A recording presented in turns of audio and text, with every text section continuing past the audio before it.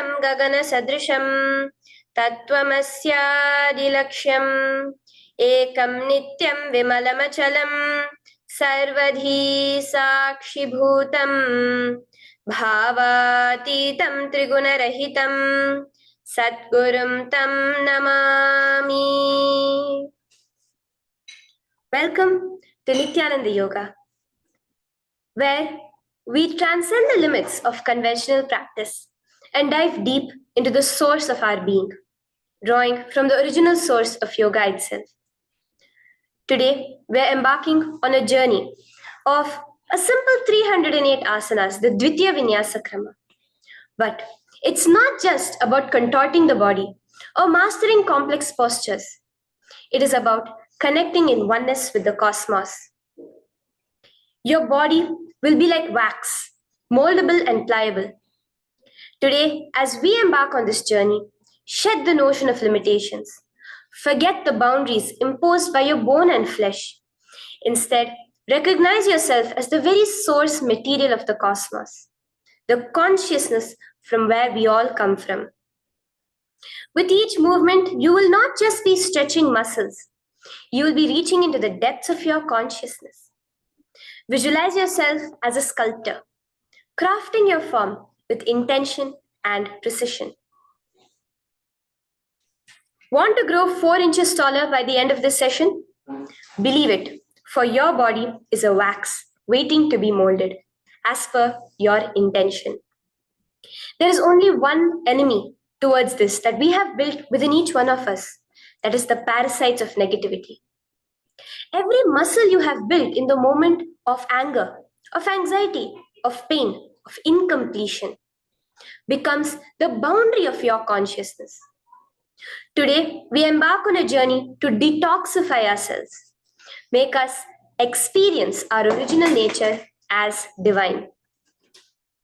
So as we go through these 12 components, which is so unique to Nityananda Yoga, from the original source, the Vedas and Agamas, remember, you are not bound by limitations. You are the creator of your reality. Embrace your true nature. Let us sculpt our beings into an epitome of strength, flexibility, and bliss. Welcome to a transformative experience like no other, Nityananda Yoga. There are 12 different components that consist Nityananda Yoga. One is the asanas, which we traditionally know of. The various body postures revealed by Paramashiva to align the physical geometry of our body, the physical geography of our body, to the cosmic geometry, the cosmic geography. As Paramashiva says, Sthiram Sukham Asanam, that body posture which is steady, comfortable, because it's in its original nature of Paramashivatva. The second are the pranayamas, the various systematic breathing techniques that Paramashiva has revealed for each one of us, that connect us to the higher dimensions of the cosmos and increase the life energy within us. The fourth are the bandhas, the different internal locks of the body. The third are the mudras, the various hand gestures and body movements to seal that life energy within ourselves. The very word mudra means seals. You will be able to seal the space of oneness within you with Paramashiva. The fourth are the bandhas, the various internal locks of the body to awaken the Kundalini Shakti, our latent potential energy, and make us conducive for the ultimate experience. The fifth are the Karanas, the beautiful dance movements of the body, revealed by Paramashiva to put you in the space of ultimate bliss, and which engage all the different parts of your body. The next are the visualizations. As Swamiji says, the intention with which you move your body manifests as your reality. As you hold the visualization within you of the various gods and goddesses of Kailasa, of the various beings of this universe, you manifest the powers of those beings within you. The next are the japas, the various powerful energy vibrations of the cosmos that you will be subtly repeating in your throat center that will cause your very DNA to be bound to the cosmos, to your consciousness with the highest frequency possible. The next are the pramanas, the chanting of the sacred mantras, the original source scripture of Hinduism that reveal the science of Nityananda Yoga, of yoga, because as Swamiji says, yoga has a source and it is Hinduism. These original verses will manifest the vision Paramashiva had when he created yoga in each and every one of us. There are weights, which is an optional component, helps us to enhance our experience of Nityananda Yoga as revealed from the source scriptures of Hinduism. The next are the mandalas, the cosmic geometrical representation. The Shri Chakra, the Shri Yantra, which is the direct geometrical representation of the cosmos. When you keep that in front of you and gaze at it throughout your Nityananda Yoga, your body will fluidly just align itself to the cosmos. We have the Abharana, the Rudraksha, which we keep on our body, which acts as an energy battery, sucking in, storing the energy that we produce during this Nityananda Yoga and releasing it to us throughout the day to fuel our entire day with consciousness. The last but not the least are the Aushadas, the various sacred herbs that you can apply to which can be infused with the thought current of Paramashivatva to manifest it within you. With this understanding, let us get right into the practice of Nityananda Yoga, which starts with invoking the presence of Paramashiva himself, the very being of Paramashiva, to witness our Nityananda Yoga today, with the chanting of the Shiva Mula Mantra.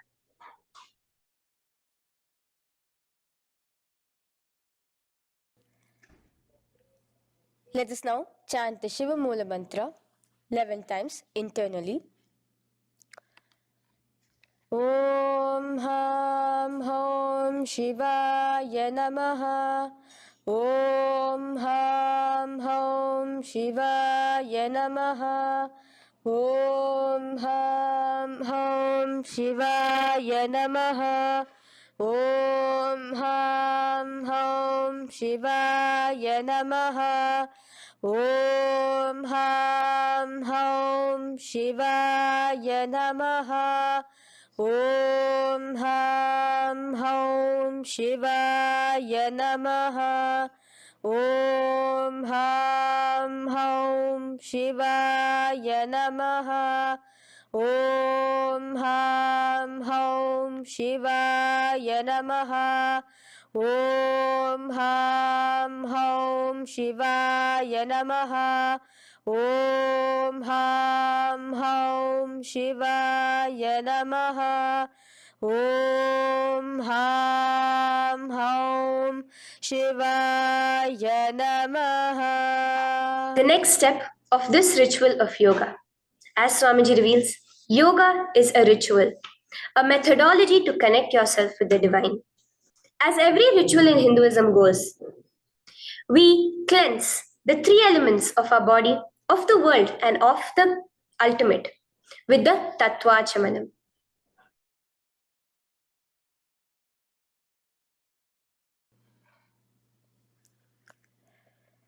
The next is the Tattvachamanam. So now I request all the participants to have the Panchapatram and the Uddharani, the traditional cup and the spoon filled with some fresh water. Now,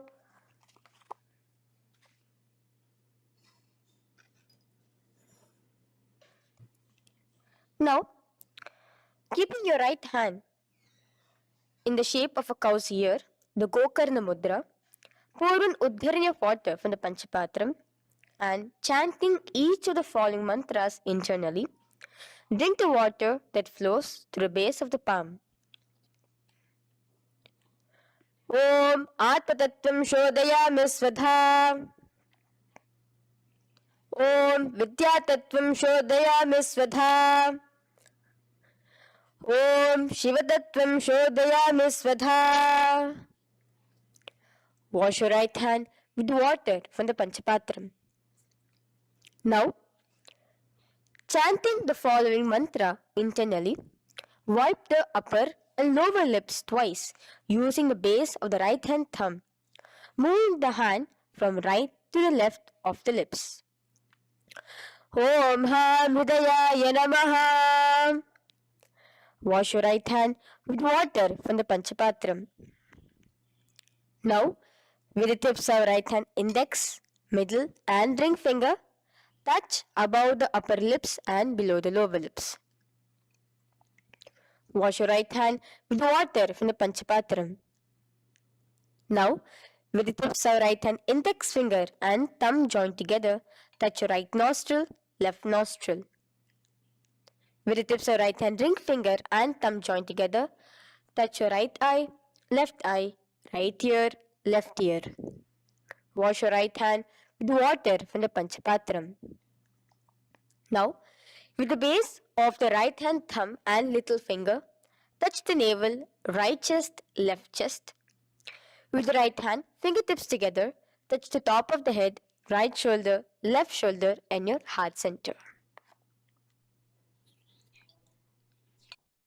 With that, we have the Sankalpa. The Sankalpa, the manifestation of our conscious intention. What is it today each one of us want to manifest through Nityananda Yoga? Hold that in your inner space. Through this conscious intention, which directly happens with the blessings, with the grace of the Supreme Pontiff of Hinduism, Bhagavan Sri Nityananda Paramashivoham, you will just see your intention manifesting as reality.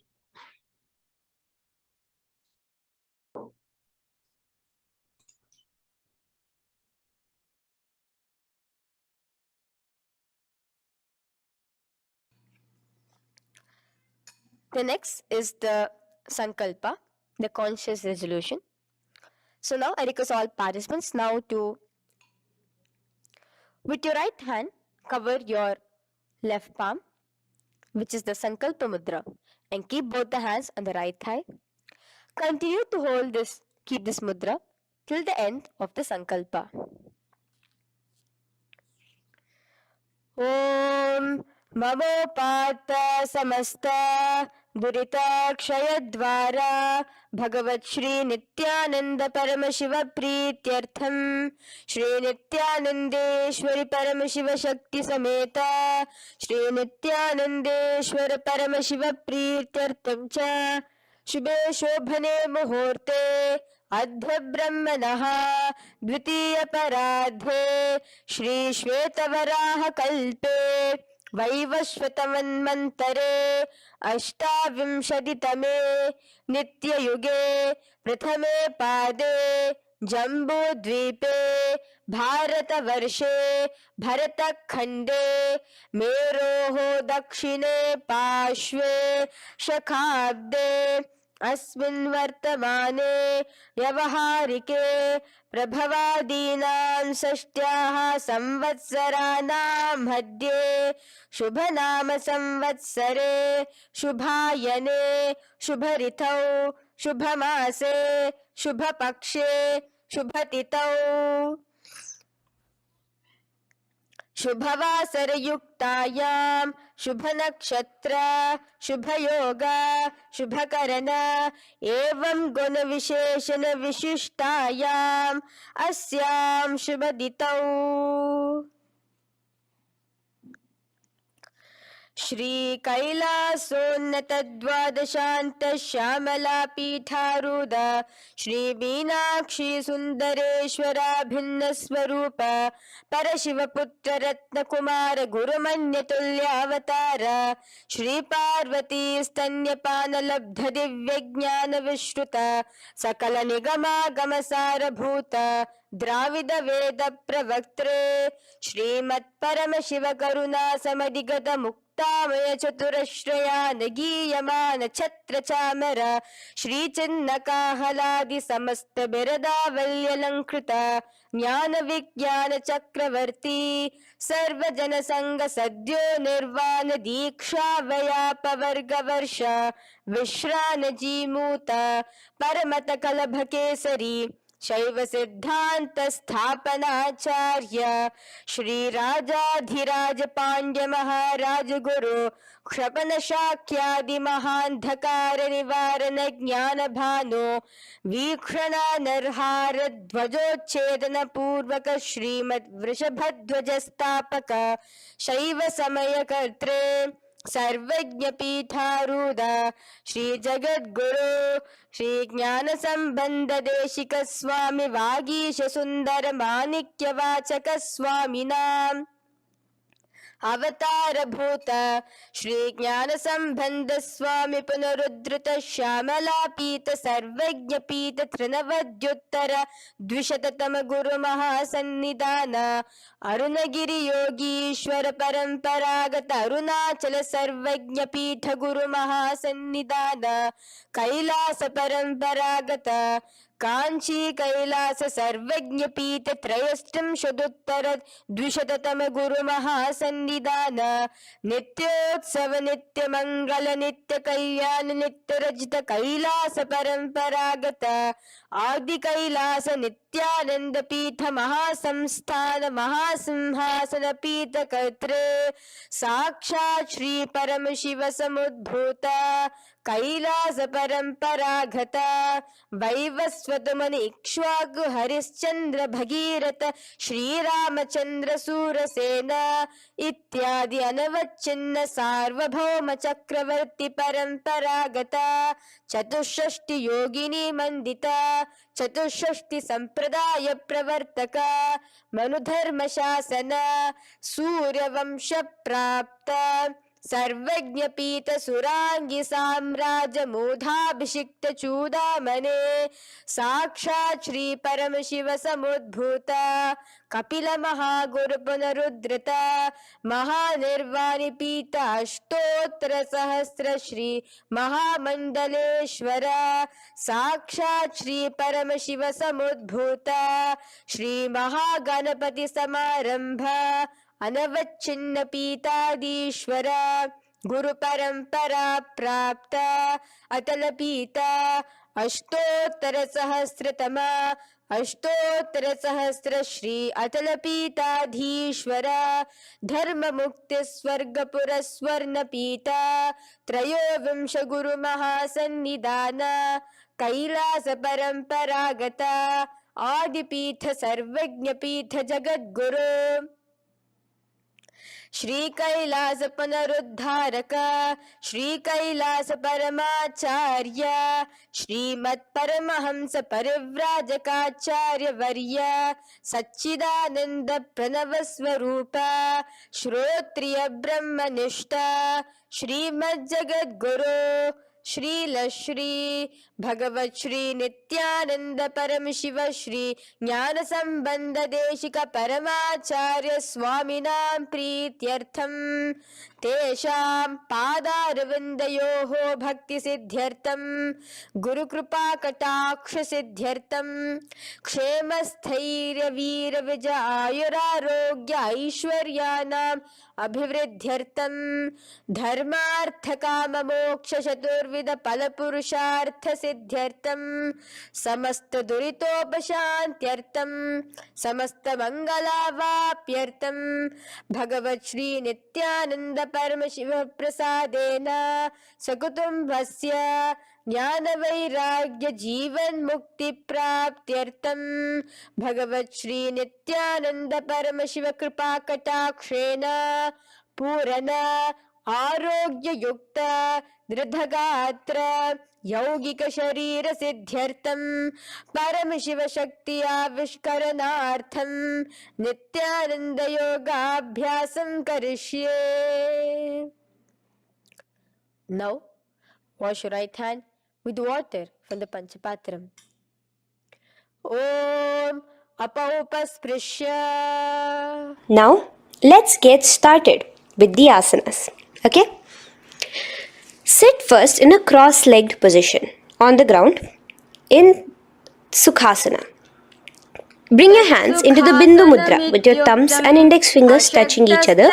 Place it on top of your knees. Here we have the Kumbhaka, the pranayama of Samana Kumbhaka. As you inhale and exhale, visualize flames licking up your spine.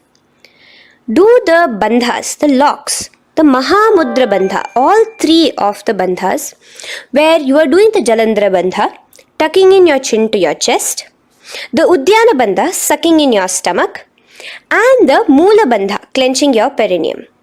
For the first set of asanas, we have the japa Soham, which you'll be repeating in your throat center.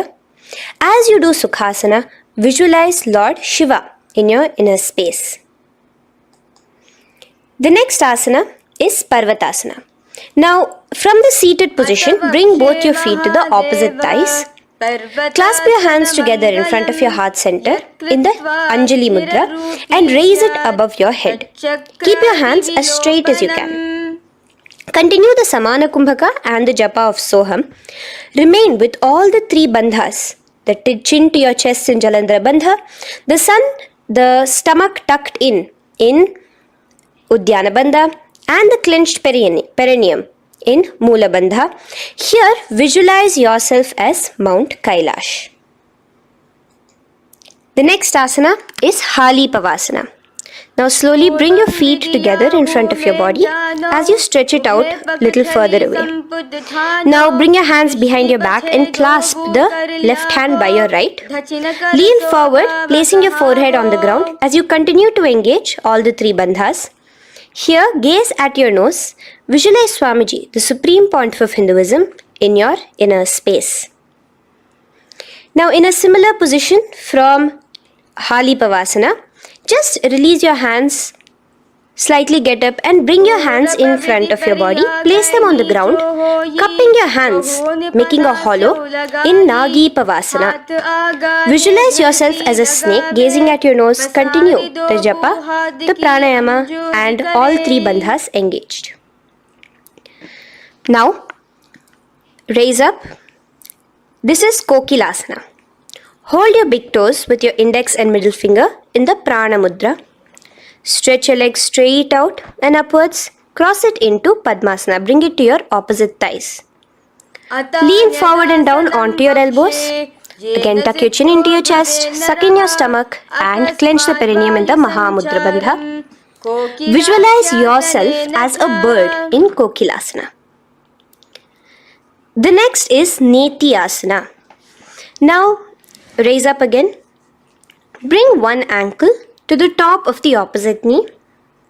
Hold the elbows with your hands. Hold the respective elbows with the opposite hands. Again, engage all the three bandhas and rotate your arms in a circular motion. Keep the spine completely straight and gaze towards your nose. Visualize Swamiji, the supreme pontiff of Hinduism, in your inner space. Next is Gajasana. Press your hands onto the ground. You can bring your feet a little back as you raise yourself up, your hips up high. Lower your head and then chest, scooping your body forward again and again. Here, engage the Udyana Bandha, where you suck in your stomach along with the Moola Bandha, clenching the perineum. Visualize yourself as an elephant. Gajasana. Now stop the movement slowly. In another dynamic asana, which is Rikshasana, you will start alternatively pressing the heel of one foot onto the ground while lifting the other heel up. Repeat this again and again. The next is Vaishyasana. Now slowly come to a standing position. Stand tall on the tips of just your big toes. Keep your head neck straight line.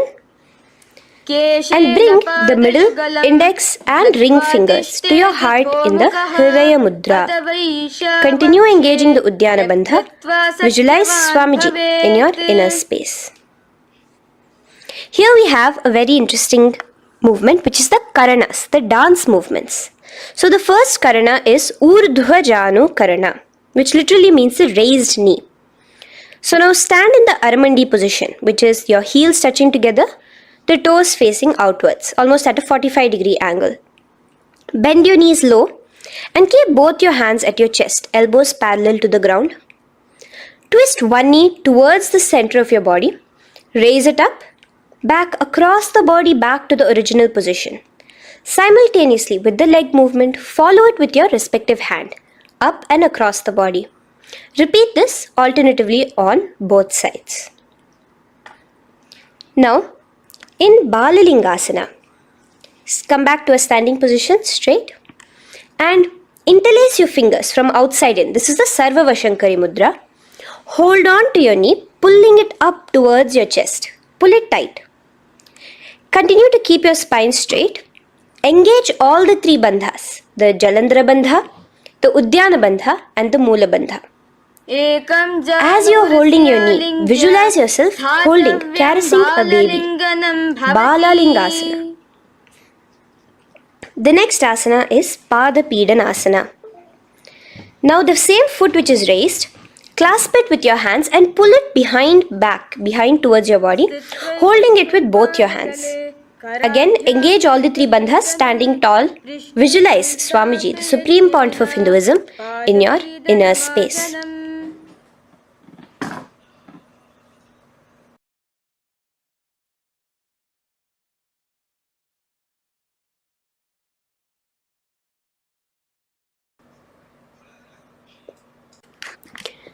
From here, let's enter into Natarajasana.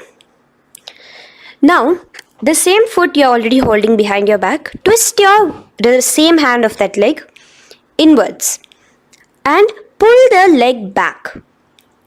Extend the opposite hand forward with the index and thumbs together, again in the Bindu Mudra.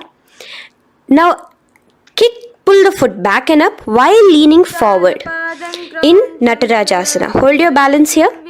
Here you will be engaging only the Moola Bandha, visualizing yourself as Lord Nataraja, the Lord of Dance.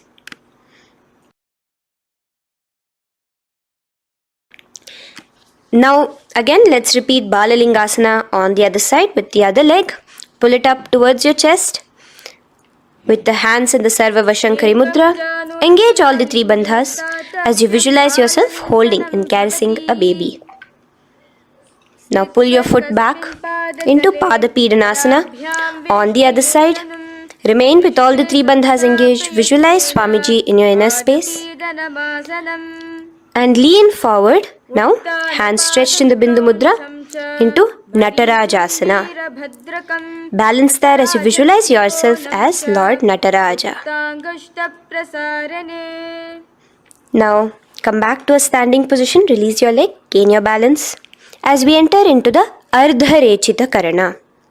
Now again bring yourself to the Aramandi position, heels together, toes pointed outwards and knees bent. Now from this position, bring your right foot onto the tips of the toes behind the left heel. The heel should be up. Bring your left hand towards your chest, parallel to the ground again, and extend the right arm out and wide like a pendulum. Bring it back towards your chest. Now while your arm is swinging, remember to move your fingers one by one inwards towards the palm and then outwards. Now place the right hand over the nose. Uncross your ankles. Let's do this on the other side also. Cross the left ankle behind and stretch the left hand out like a pendulum.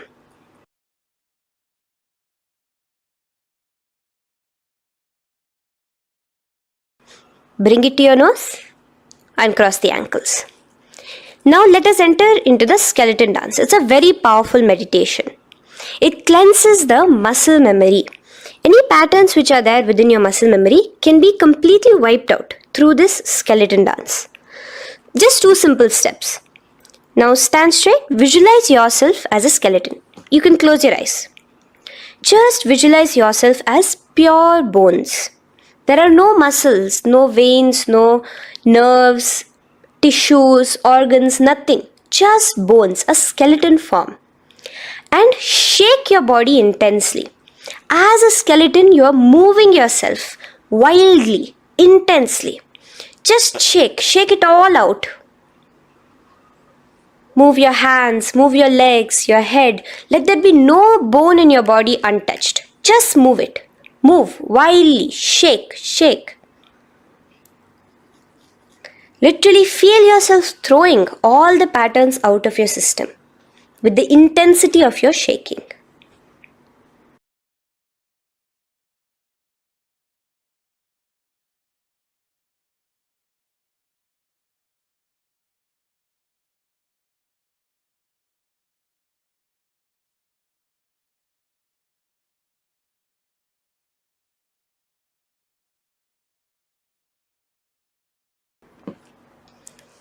Now slowly calm down. Take a few steps, gain your breath back. That's a powerful meditation we did. Let us do the next Karana. Again, come back to a standing position. Do the Aramandi. Your toes outwards, knees bent with your feet together. Now here, raise your hands above your head. Keep your palms completely straight and cross the wrists with the palms facing forward and the back of the hands outward. Now from the crossed wrists, uncross the wrists, spreading your arms out wide while you turn your hip towards the side. Turn by the waist sideways. Bring your hands back over the head and turn on the other side. Repeat this on the other side. Do it again. Let's twist out. Come back to the middle and twist out again. This is the Kati China Karana. Now stand tall. Raise your hands above your head. Bring yourself to the top of the tip of your toes. Let your hands face each other parallel to the ears. You're tall, pushing yourself, stretching yourself. Again, engage all the three bandhas. Tucking in your chin to the chest, sucking in your stomach and clenching your perineum. Visualize yourself as a palm tree. We have the japa changing over here where you will be repeating Shivoham in your throat center. Tadasana. Now, as we enter into Uttanasana, relax and lean forward, bringing your hands on by the ground next to your feet. Keep your palms flat on the ground. Try your best. Engage all the three bandhas. Remain with all the three bandhas engaged as you visualize Swamiji, the supreme pontiff of Hinduism himself, in your inner space. Now jump your feet back into Tarakshvasana, coming to a plank position. Keep your hands shoulder width apart. Be steady there. Chuck in your chin to your chest in the Jalandhara Bandha as well as engaging the Moola Bandha. Now rotate your head while in the Jalandhara Bandha from shoulder to shoulder, side to side. This is Tarakshvasana. Visualize Swamiji, the supreme pontiff of Hinduism, in your inner space. Yes. Now lay flat onto the ground in Bhujangasana. Lower your entire body down. Now point your toes backwards. Keep your hands by the side of your chest and push yourself off the ground. Remember to use the strength of your lower back to hold yourself up. Open your mouth wide. Inhale through the hollow of your throat and exhale through your nose. This is the Bhujangani Mudra. In Bhujangasana, you will visualize yourself as a cobra. Now come back into a plank position. So you can tuck in your toes and come back into a plank position. In Shashasana, alternate bringing one knee towards your chest, back and forth. So you'll bring one knee front, push it back and bring the other knee. Repeat this again and again. Do the Sahaja Kumbhaka. Simple breathing in, breathing out. Engage the Moola Bandha, clenching your perineum. Visualize Swamiji, the supreme pontiff of Hinduism. Okay. Now place your legs back into the plank position as we enter into Rathasana. Again, bring one foot between your hands and alternate jumping one foot back and bringing the other foot forward simultaneously. Again and again.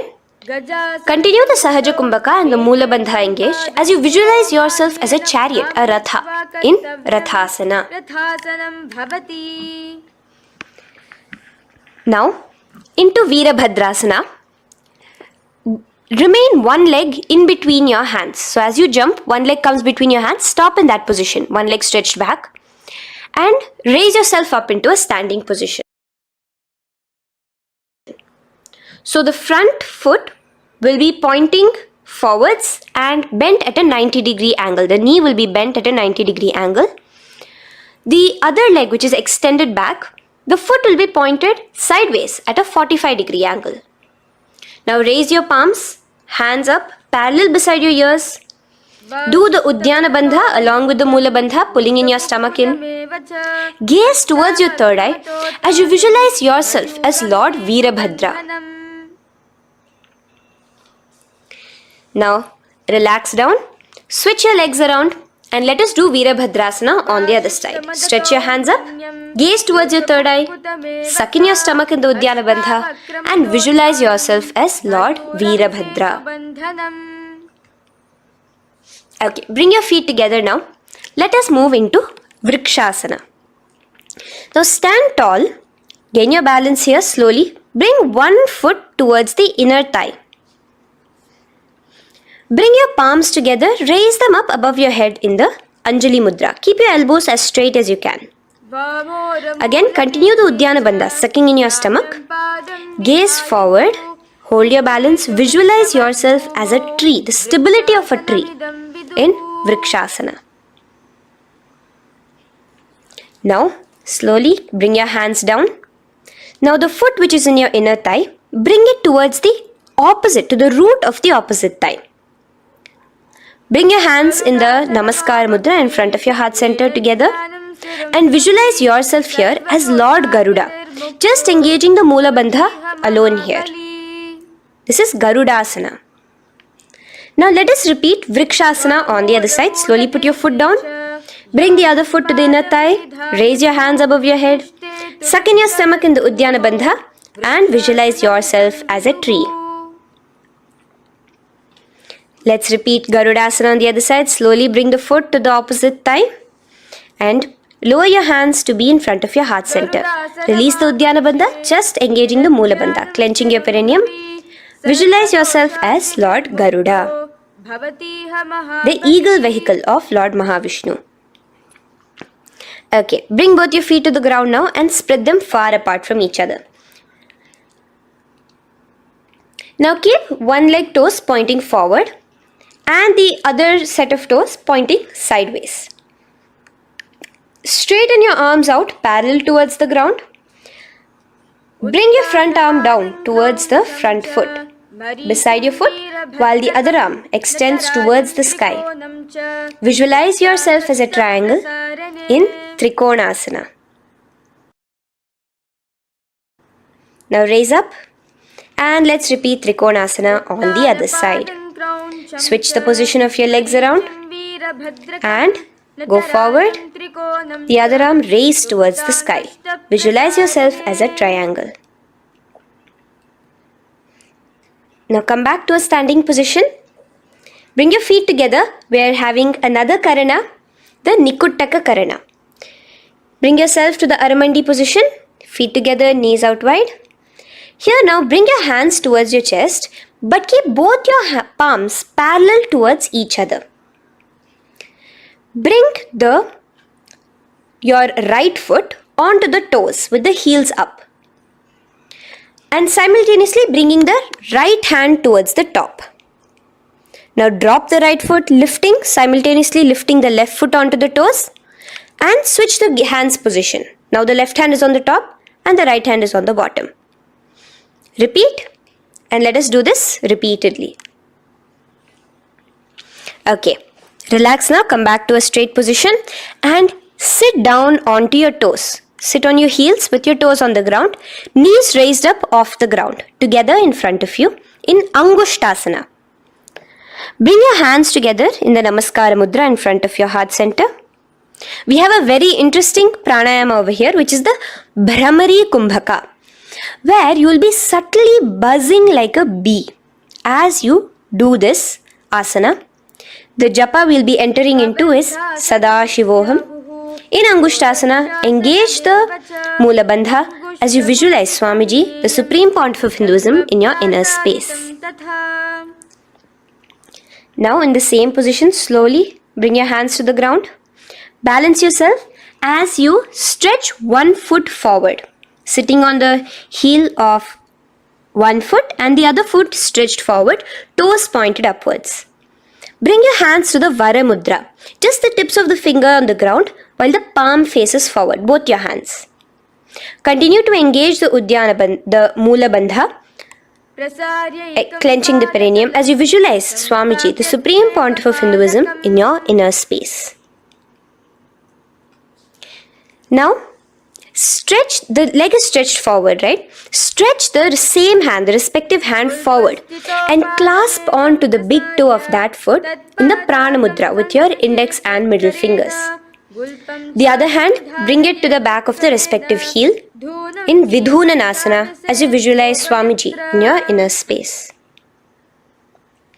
Okay, bring your 2 feet back together as we repeat Saurasana on the other side. Stretch your left leg forward now. Palms in the Vara Mudra on the ground. Visualize Swamiji in your inner space. And lean forward into Vidhunanasana on the other leg. Clasp your toes. Bring the other hand to the back heel. Continue to visualize Swamiji.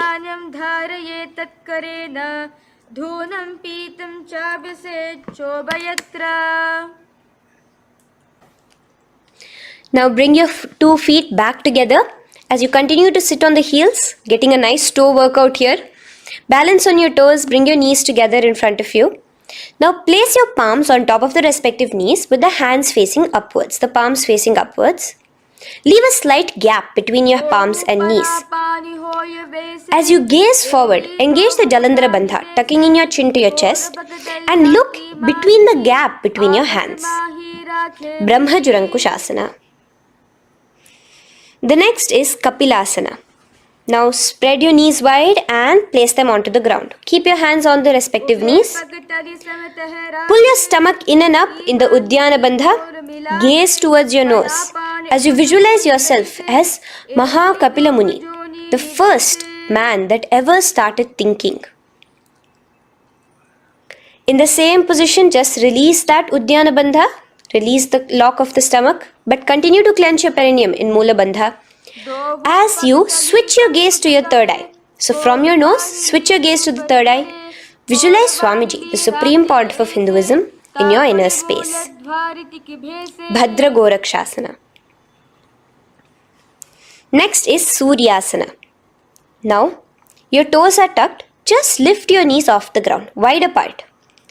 Bring your hands together in the Padma Mudra with the little fingers and thumbs joined together.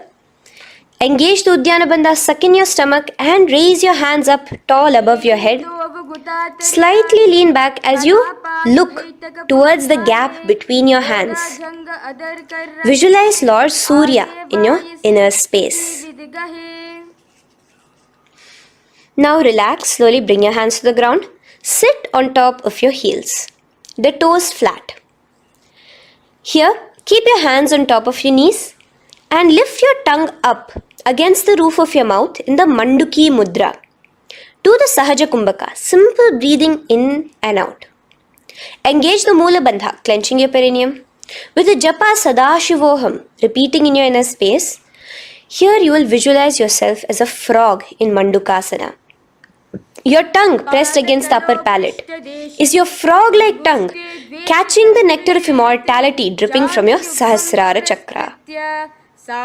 Gaze towards your third eye in Mandukasana. Now from here itself, moving into Uttana Mandukasana. Just bring your hands to the opposite shoulders, remaining in the same seated position. Continue with the Uddiyana Bandha engaged, gazing at your third eye. The Manduki Mudra, tongue pressed against the top of your palate, visualizing yourself as a frog in Uttana Mandukasana. Slowly bring your hands out from behind your back. Now slightly raise up and cross your ankles behind you. Sit on top of your crossed ankles.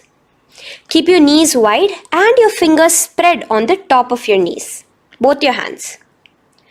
Open your mouth wide and stick out your tongue, exhaling forcefully. Gaze at the tip of your nose. Repeat this several times because you're visualizing yourself as a lion in Simhasana. The next asana is Bhadrasana. Now you can release yourself and uncross your ankles. Just keep your toes crossed behind you. Again, sit on top of your heels, keeping your knees wide apart.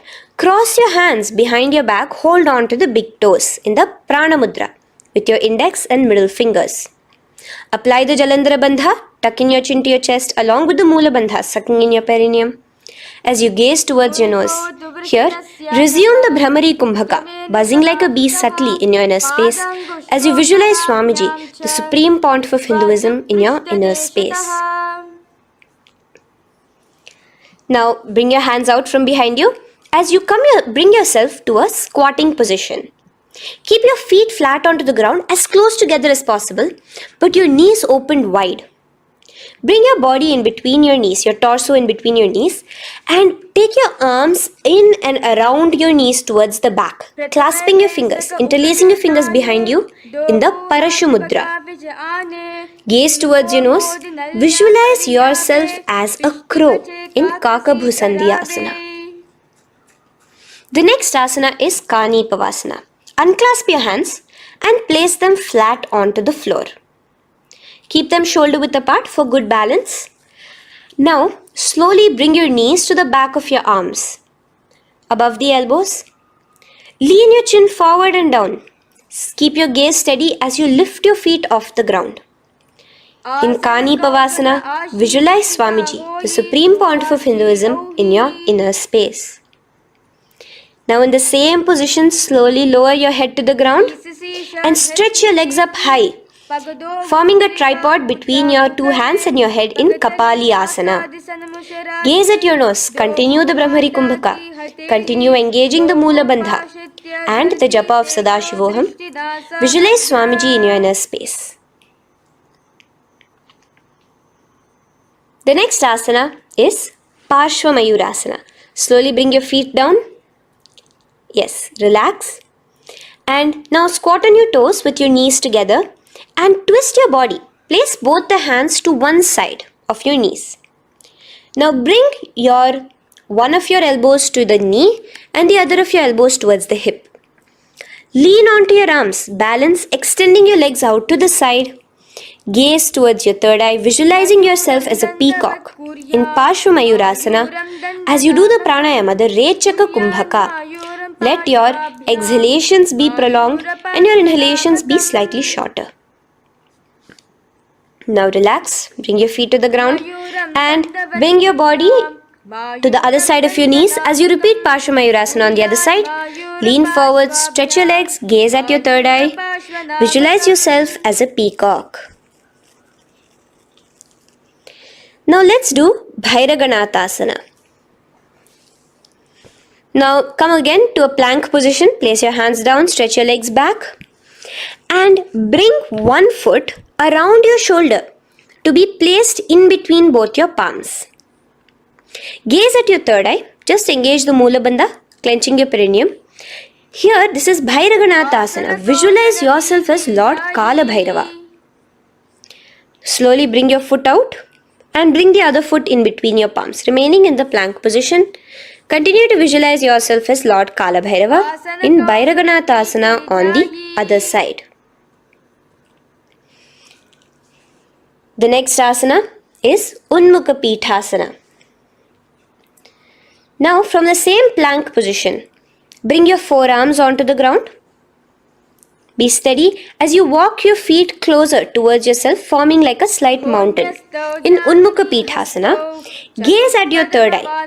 Continue the Rechaka Kumbhaka. Visualize Swamiji in your inner space. The next asana is Vashishthasana. Now, just raise yourself onto one of your hands. So, release your forearms off the ground and raise yourself onto your right arm. And keep your body completely parallel to the ground as you raise your left arm straight above your head. Visualize yourself as Rishi Vashishta as you do the Vashishthasana. Gaze towards the hand on the top. Now slowly bring that hand down. As you switch the hands, bringing your right hand up towards the sky. Balance there, completely straight on your toes. As you visualize yourself as Rishi Vashishta, the Guru of Bhagavan Sri Rama. Now, bring your feet forward into Anjani Asana. So here you will be sitting on your hips with your legs pointed forward and sit on top of your hands. So keep your palms facing upwards and sit on both your palms as you tuck your elbows into your body. Do the Rechaka Kumbhaka, continue the Rechaka Kumbhaka. Engage the Jalandhara Bandha, tucking in your chin to your chest, gaze at your nose, visualize yourself as Lord Hanuman in Anjani Asana. Now, slowly release your hands from under your body as you lean forward into Paschimottanasana. Clasp your respective toes with your index and middle finger. Lean forward and down, bring your elbows to the ground, your forehead towards your knees. Engage all the three bandhas, the Mahamudra Bandha. As you visualize Swamiji, the Supreme Pontiff of Hinduism in your inner space, with a new japa, Mahasadashivoham, starting here.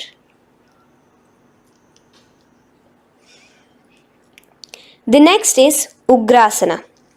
Now, you can raise up and clasp your hands behind your neck in the Parashamudra. Interlace both your fingers. Lean forward and down, bringing your forehead to your knees and your elbows onto the ground. Again, engage all the three bandhas in the Mahamudra Bandha as you visualize Devi Kali in your inner space in Ugrasana. The next is Marichi Asana.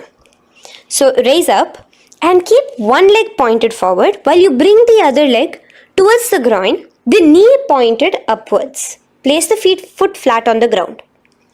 Now lean forward, bring both your hands, wrap your arms around the raised knee, clasping your hands behind the back together. Bring your chest to the thigh with your head towards the knee. Here engage just the Moola Bandha, sucking in your perineum.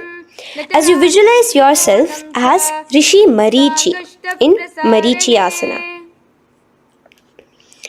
The next asana is Mahamudrasana.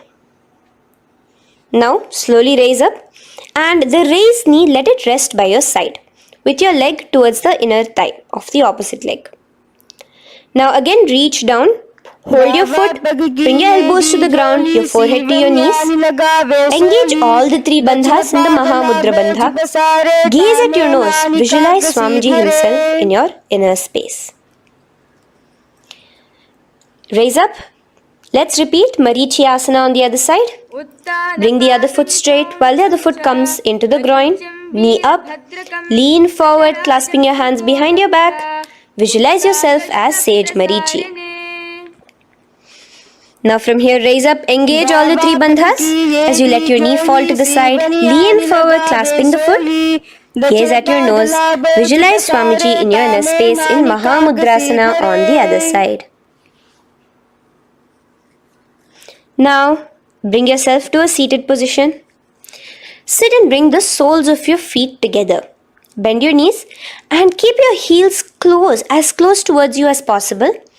While try to touch your knees to the ground. Clasp your feet together with both your hands. Maintain a straight spine. Gaze towards your nose in Bhadrasana 2. Visualize Swamiji, the Supreme Pontiff of Hinduism, in your inner space. The next asana is Gwali Pavasana. Now, keeping your feet together, just bring your hands towards the respective knees. Just lightly place them there. Tuck your chin to your chest in the Jalandhara Bandha, continuing to engage the Moola Bandha, clenching your perineum. As you gaze at your nose, visualize Swamiji, the Supreme Pontiff of Hinduism, in your inner space. Now, push your soles slightly further away from you. The joined feet, push it further away from your body. And lean forward, keeping both your hands, the fingers inside of the feet. Hold the soles of your feet. Lean forward and down. Bring your forehead to the ground. Gaze at your nose. Visualize the Yoni Mandala in your inner space. In Joni Asana. The next is Midiki Pavasana. Raise up. Stretch your arms out wide beside your body as you lean forward, your arms going over your knees. Bring your forehead to your feet. Continue to gaze at your nose. Visualize Swamiji, the supreme point of Hinduism, in your inner space. Now, in Siddha Samadhi Asana, raise yourself up. Now, put your forearms underneath the calves of the respective legs. Let your palms face up towards the sky as you bring your head down to your feet. Gaze at your nose as you visualize Lord Surya in your inner space in Siddha Samadhi Asana.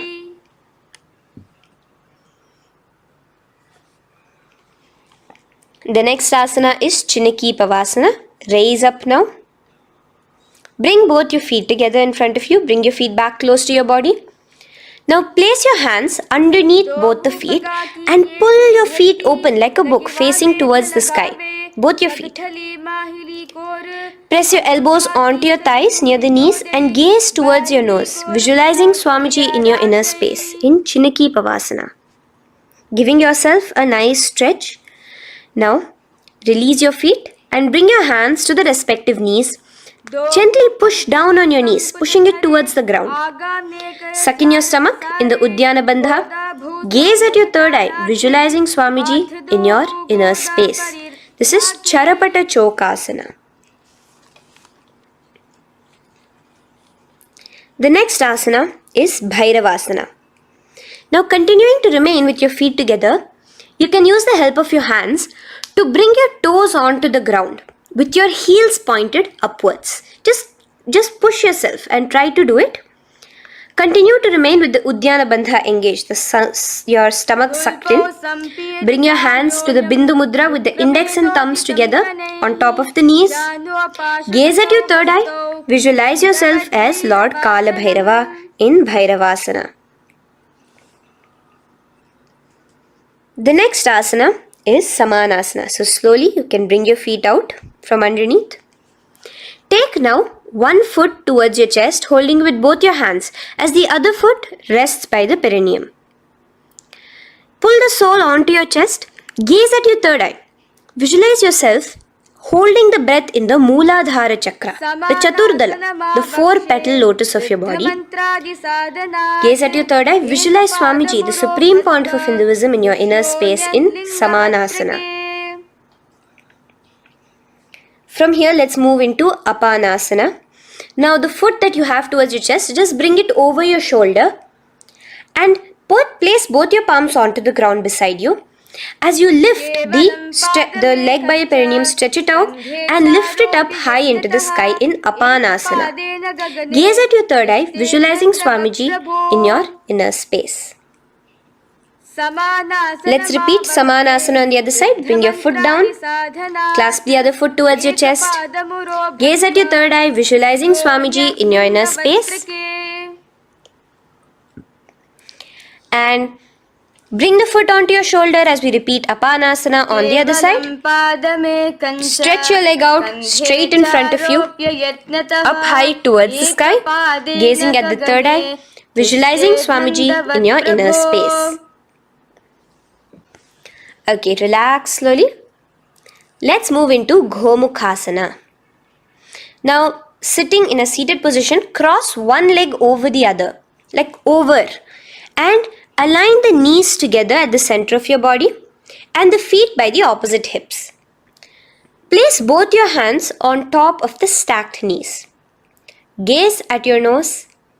Here we have a beautiful pranayama, very cooling pranayama, which is the Sheetkari pranayama, where you will be inhaling through your clenched teeth with your tongue pressed against behind your teeth and exhaling through your nose, creating a hissing sound. The japa will be for the next sequence of asanas. Om Nityanandoham. Visualize the face of a cow in Gomukhasana.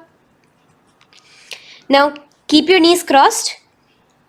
From the knees, bring your hands towards the respective toes on the side of the body. Clasp the big toe in Prana Mudra. Suck in your stomach in the Udyana Bandha. Visualize yourself as Rishika Anasuya in Anasuyasana. Now in Anasuyasana 2, just bring your hands behind your back, clasped together, interlaced fingers in the Parashamudra. Lean forward and down. Try to bring your nose to touch the ground in front of you. Just visualize yourself as Rishika Anasuya and gaze at your nose. Anasuyasana 2. Raise yourself up now. Now bring one foot towards the perineum, knee resting on the ground. Raise your other foot with the foot in front of the lying down foot, knees pointed upwards towards your chest. Place your hands on the respective knees. Keep your spine tall, chest out. Gaze at your nose. Visualize yourself as Lord Garuda, the eagle vehicle of Bhagavan Mahavishnu. Garudasana 2. From here, moving into Naradasana. Now,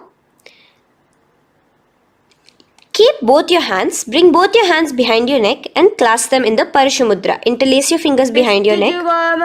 Twist outward of the raised knee. Just keep your whole body outside of the raised knee. Gaze towards your third eye, visualizing yourself as Devarishi Narada in your inner space. From Naradasana, let's enter into Matsya Pithakasana. Place one foot on the top of the opposite thigh. Wrap your respective arm across the knee, holding on to the opposite shin. Extend the opposite hand straight. Hold on to the respective toe with the index and middle fingers in Prana Mudra. Gaze towards your nose. Visualize Matsyavatara, the fish form of Bhagavan Mahavishnu in your inner space. In Matsya Pithakasana.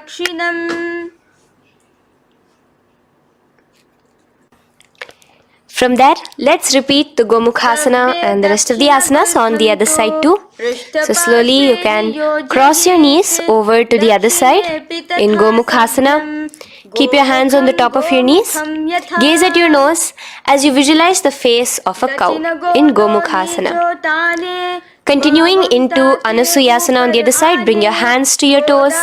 Suck in your stomach in the Udyana Bandha. Gaze at your nose, visualize yourself as Rishika Anasuya. And lean forward, bringing your hands behind your back in Anasuyasana 2. Interlace your fingers in the Parashamudra. Continue to gaze at your nose, visualizing yourself as Rishika Anasuya. As you relax the Udyana Bandha, just clenching the Mula Bandha alone. Raise up, bring your feet together in front of you as we enter into Garudasana 2. Place your hands on the respective knees. Stay straight. Visualize yourself as Lord Garuda as you gaze towards your nose. And twist your body out of the raised knee, hands clasped in the Parashamudra behind your neck. Gaze at the third eye, visualizing yourself as Devarishi Narada. And bring the foot to the opposite thigh as we enter into Matsya Pithakasana on the other side. Clasp your toe in Prana Mudra. Gaze at your nose, visualizing Matsya Avatara, the fish avatar of Lord Vishnu in your inner space. Now let's enter into Matsyendrasana. Remaining in the same position with one foot on the opposite thigh, place the other foot on the ground on the far side of the other thigh. Twist. Bring your elbow outside the raised knee. Keep the raised arm by your neck. Turn backwards. Gaze towards your third eye. The other hand straight out. Visualize Matsyendranatha, the great Rishi and master of Hatha Yoga in your inner space. Just switch your hands around. Straighten the hand that was originally bent and bend the other hand towards your neck. As we enter into Kubasana, visualize yourself as a camel. Continue to gaze at your third eye. Now, straighten out both your hands straight out in the same position. Continue to gaze at your third eye, visualizing Matsyendranatha, the master of Hatha Yoga in your inner space. Now, slowly take your foot off from the thigh. As we enter into Matsyendrasana on the other side, bring the other foot to the thigh. Place the other foot on the far side. Twist, bringing your elbows outside of the raised knee, hands on the head. The other hand stretched out back. Twist, gazing at your third eye. Visualize Matsyendranatha in your inner space. Switch the hands around as we enter into Kubhasana. On the other side, remember to visualize yourself as a camel. Now stretch both your hands out in Matsyendrasana 2 on the other side. Visualize Matsyendranatha in your inner space. Now, with one leg on the thigh, bring the other foot too to the opposite thigh in Padmasana. Place your palms on the respective knees. Engage all the three bandhas in the Mahamudra Bandha, tucking your chin to your chest, sucking in your stomach and clenching your perineum. We have a new pranayama here, which is the Shitali Kumbhaka, where you will continue to inhale through the teeth without creating the hissing sound, and exhale through your nose. A new japa of Om Nityananda Mahasadashivoham starts here.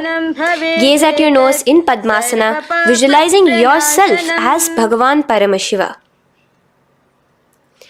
Now, keeping your legs in the same position, just cross your hands over each other, clasping onto the toes with your index and middle fingers in the Prana Mudra.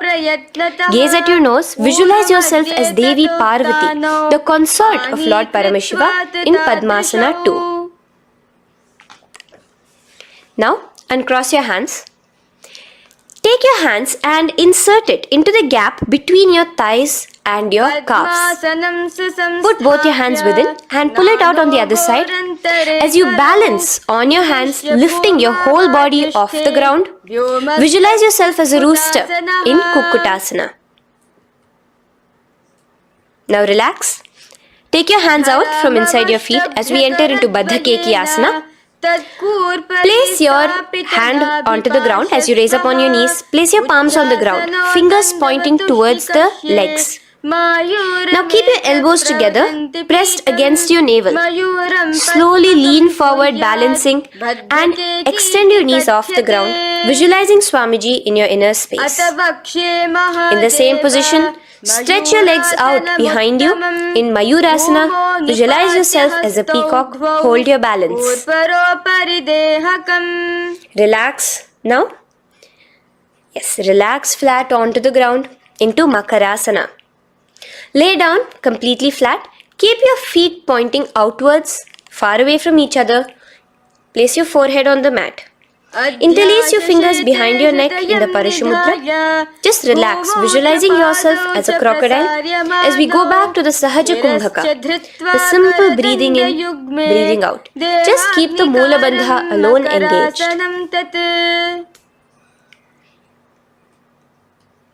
The next asana is Shalabhasana. Now lay on your stomach and place your hands on the ground beside the chest. From the laying position, raise your legs up. Use your core strength to bring your thighs off the ground. Visualizing yourself as a locust in Shalabhasana. Relax your feet down and bring your hands to your feet, pulling your feet down towards the ground beside your hips. In Ushtrasana, visualize yourself as a camel. Now slowly kick your legs back. Rise your hand is clasping your feet. Pull your feet towards the sky, lifting your chest and thighs off the ground. In Dhanurasana, gaze at your third eye. Visualize yourself as Paramashiva's bow. Relax slowly and come up to a sitting position. In Bhagasana, sit on both your knees with your head, neck and spine straight. Clench your perineum in the Moola Bandha. Place your hands on top of your knees. Gaze towards your third eye, visualizing Swamiji, the Supreme Pontiff of Hinduism, in your inner space. From here we enter into Gohyasana. We have a couple of headstand postures here, so get yourself ready. Now place your forearms on the ground with your fingers interlocked. Ensure your elbows are at shoulder width for the best balance. Place the top of your head on the ground, holding your head with your hands. Slowly walk your toes forward until your hips are in a straight line with your shoulders, and just kick your feet up slightly. Make sure not to lose your balance. Keep your knees bent together at your chest. Toes pointed upwards. Gaze to your nose, visualizing Swamiji in your inner space. From here, stretch your legs out into Siddhasana, continuing to hold the balance there as you continue to gaze at your nose, visualizing Swamiji in your inner space. Bring your feet to the ground, relax slowly. The next asana is Padmasana. So come to a seated position. Bring your hands behind your calves, stretching your legs up and your forehead to your knees. Visualize Swamiji in your inner space. Here we have a new Kumbhaka, which is the Bhastrika Kumbhaka, where you will be exhaling forcefully, making the sound of a bellows. Padmasana. The japa for this next series is Om Nityananda Paramashivoham, the Mahavakya. Relax yourself. Continuing to remain balanced with your legs up, just bring your hands to the opposite shoulders. In Parighasana, visualize yourself as a mace as you gaze towards your third eye. Now relax. Keep your elbows and palms onto the ground as your legs are raised. Visualize yourself as a boat in Naukasana. Continuing to gaze towards your third eye, remember to continue the Bhastrika Kumbhaka. Forceful exhalation. Now, continuing to keep your balance, just bring your hands to your feet and scoop your hands underneath the heels, pull it towards the chest. Keep your spine upright, gaze towards your nose. Visualize yourself as Lord Rudra in Rudrasana, the most ferocious form of Paramashiva. Now lay on your back. So you can remove your hands from underneath your feet and lay on your back. With your feet flat on the ground, knees pointed upwards. Now place your palms down. Just let your fingers touch the back of your heel. Do not clasp your feet. Lift your hips up high, pressing the feet onto the ground. Chin tucked to the chest in the Jalandhara Bandha automatically. Gaze at your nose, visualizing Swamiji in Unmukha Pithasana 2. Now lay onto the ground in Shavasana.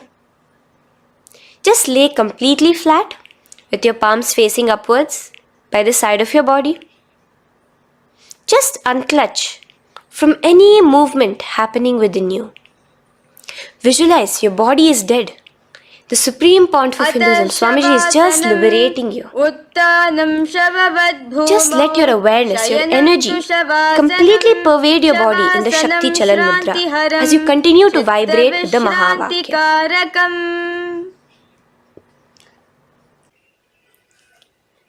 Roll over to one side and come to a seated position. Feel the life entering your body back. In a seated position, let us get continued with the sequence. We have 200 asanas more to go, starting with Yatas and Ishtasana. In Yatas and Ishtasana, sit in any posture you are completely comfortable in. Bringing your hands into the Bindu Mudra with the thumbs and index touching. Start off with the Samana Kumbhaka.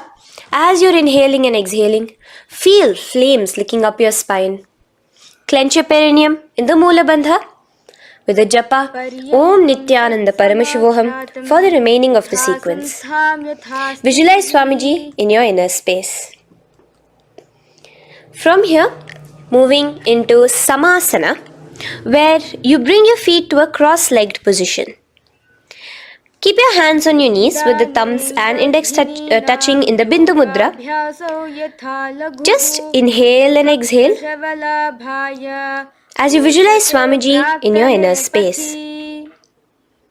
The next is Muktasana. Press your left foot against your genital region. Place the right foot on top of your left. Keep your hands facing downwards on top of your knees. Sit straight, gazing towards your nose. Visualize yourself as a sage liberated by Swamiji himself. Now, continue to remain in the same position as we go into Siddhasana, where your gaze will be switching from the nose to your third eye. Continuing to visualize Swamiji in your inner space, ensure the Moola Bandha, the perineum, is locked. in Siddhasana now. Continuing the same position. Engage all the three bandhas. Sucking in your stomach, bringing your chin to your chest in the Mahamudra Bandha. Switch the gaze to the ground in front of you from your third eye. Visualize Swamiji in your inner space. Now, relax the Udyana Bandha and Jalandhara Bandha. Just keep the Moola Bandha, the perineum alone clenched, as we enter Rudrasana 2, where your legs will remain in the same position, just your hands alone, from resting on your knees, will turn around to the Bindu Mudra, the thumbs and index touching. Gaze towards the third eye, visualize yourself as Lord Rudra, the fierce dimension of Paramashiva. The next is Santadhunasana. Keep your hands in the Bindu Mudra, your legs crossed in the same position. As you switch your gaze from your third eye to your nose, visualizing Swamiji, his tranquility, unshakable nature. Now, relax the Bindu Mudra, keep your legs in the same position, and bring your hands to your navel, cupping one palm over the other in the Samputa Mudra. It looks sort of like a lotus bud. Continue to visualize Swamiji in your inner space in Siddhasana 2. The next asana is Bandha Yoni Asana. Maintaining one heel over the other in the same position of the legs, bring your hands to your face in the Shanmukhi Mudra. So just listen carefully now. Bring your little fingers beneath the bottom lip of both hands. Your ring fingers above your upper lip. Your middle fingers closing your nose, your nostrils. Your index finger covering your eyes. And your thumbs pressed into your ears. This is Bandha Yoni Asana, visualizing Swamiji in your inner space.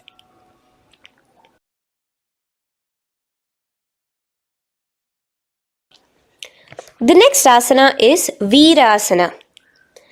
Now, you can remove your hands from your face and bring one foot onto the opposite thigh, and the other foot underneath the thigh.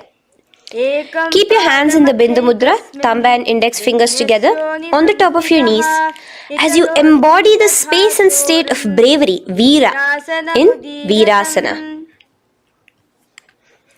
Now, changing the leg position again as we enter into Valmikasana. Keep your left heel on the right side of the generative organ, toes under the thigh. Keep your right foot on top of the left leg, toes by the knee. Again, bring your hands into the Bindu Mudra on top of the knees. Gaze towards your third eye. Visualize Rishi Valmiki, the poet, the first poet and author of Ramayanam. The next asana is Joni Mudrasana. So you're going to remain here as you switch your gaze to your nose, visualizing the Yoni Mandala, a beautiful formation, divine cosmic geometry, representing Devi, Shakti, a symbol of the creative energy of the universe in Joni Mudrasana.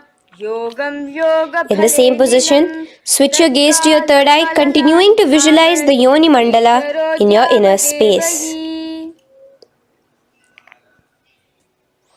Now, let's move into Bhadrasana 3. So bring your feet, the soles of your feet together, uncross them and bring them together in front of your body.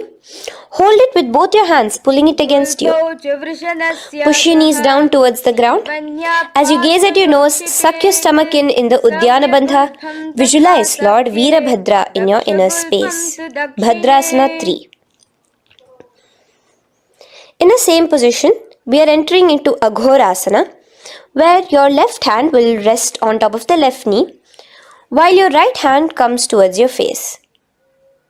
Now, do the Khechari Mudra, where you are bringing your tongue towards the upper palate, gazing towards your third eye. Now, with your right hand, cover your mouth, close the left nostril with your index finger, inhale through the right nostril.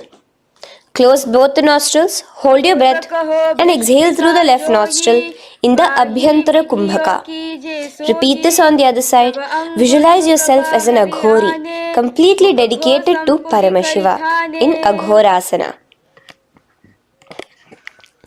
The next asana is Kaneri Pavasana. So you can Distance your feet a little away from your body. As you lean forward, place your elbows onto the soles of your feet and rest your chin on your palms. Gaze at your nose, suck your stomach in Uddiyana Bandha. Here, continuing with the Rechaka Kumbhaka, where your exhalations are prolonged than your inhalations, visualizing yourself as a female elephant drinking water in Kaneri Pavasana. The next asana is Parasana. So now, come to a seated position, raise yourself up and keep your knees raised. Bring your hands underneath your knees, between your calves and thighs, and clasp them together. Interlace your fingers in the Parashamudra in front of your navel. Lift your feet off the mat. Visualize Swamiji, the supreme point of Hinduism, in your inner space as you gaze at your nose in Parasana. The next asana we'll be moving into is Gopi Chandasana. Now take your hands out from in between the feet as you let your feet rest on the ground. Take your hands out from underneath your calves. Interlace your fingers around the feet with the soles of the feet together and raise it up towards your chest. Rest your knee on top of your feet. Gaze at your nose. Embody the state and space of a king in Gopi Chandasana. The next asana is Udarasana. So now just quickly release your legs, bring your hands underneath your calves and hold on to your feet again from inside out. Both your feet together. Bring your feet up to your chin, resting your chin on top of the interlaced fingers. Bring your feet to your chest, gaze at your nose, visualizing your body, the supreme point of Hinduism, free from any defects in Udarasana. Now, in the same position, just lift your legs up towards your head. Let the top of your hands come towards the top of your head, your forehead. And this is Vishishtasana. Visualize yourself excelling in everything in this posture. Now, slowly relax. Keep your hands underneath your shins as you take your hands up to the shoulder, pulling your hand and interlacing your fingers behind your neck. In Bhujasana, visualize yourself as a cobra. The next asana is Kalyanasana. So in the same seated posture, bring your hands around from behind your neck, remove them and put them around your back, interlacing the fingers behind you. Gaze at your nose. Visualize yourself as a beautiful, auspicious goddess in Kalyanasana.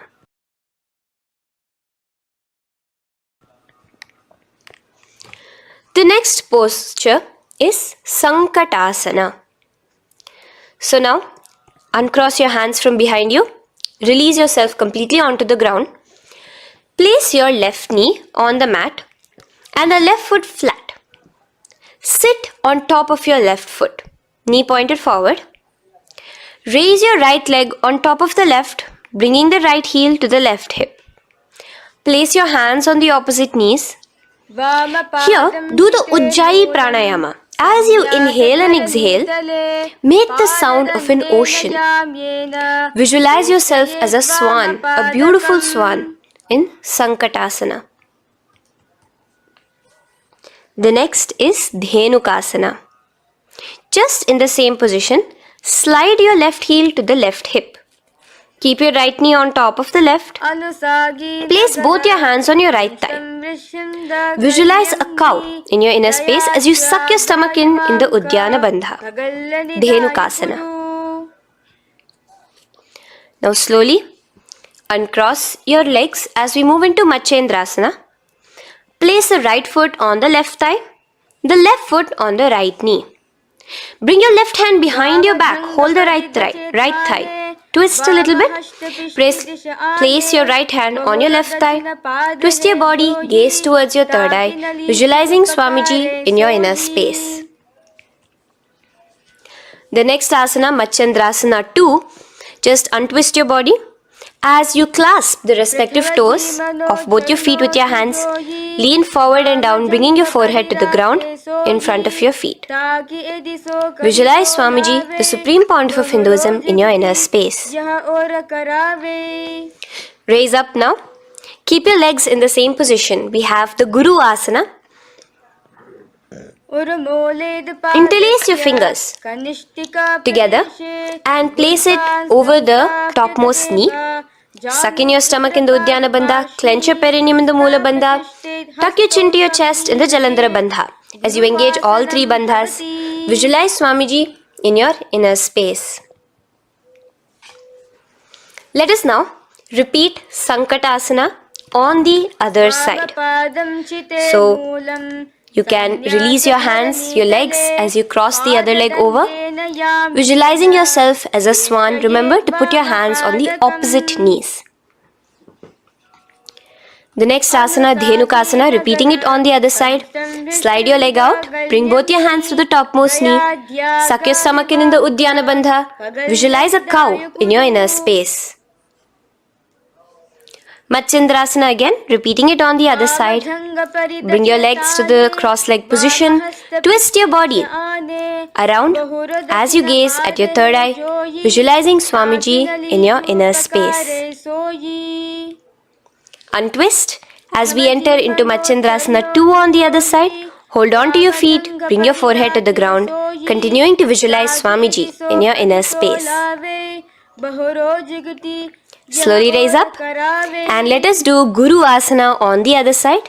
Engage all the three bandhas in the Mahamudra Bandha. Interlace your fingers, place it on top of your knee. Continue to visualize Swamiji, the supreme pontiff of Hinduism, as we do Guru Asana. Now, slowly uncross your feet and place them flat on the ground, knees towards the chest in Pashasana. Keep your hands holding the opposite knees, thighs together, and keep your spine completely erect. Continue the Khechari Mudra, where your tongue is pressed against the roof of your mouth. As you gaze at your third eye, visualize Swamiji in your inner space. Continue the Ujjayi Kumbhaka. As you breathe in and out, make the sound like an ocean. Now in the same position, just bring your chin towards your knees in Bodha Shokasana. Lean forward, gazing at your nose, and visualize Swamiji, the abode of bliss in your inner space.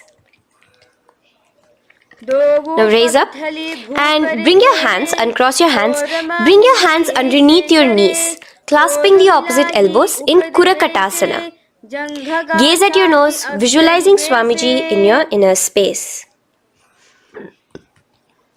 Now, in the same position as Kurakatasana, just cross your ankles into Sumati Asana. Toes pointed upwards. Gaze at the nose. Visualize the great sage and Maharishi Sumati in your inner space. The next asana is Dandasana. Extend your feet out straight in front of you. Keep your arms straight above your head. Interlace the fingers from inside out. Let your wrists point outwards. Engage the Mahamudra Bandha, all the three bandhas. As you gaze at your nose in Dandasana, visualize Swamiji in your inner space. The next is Arambhasana.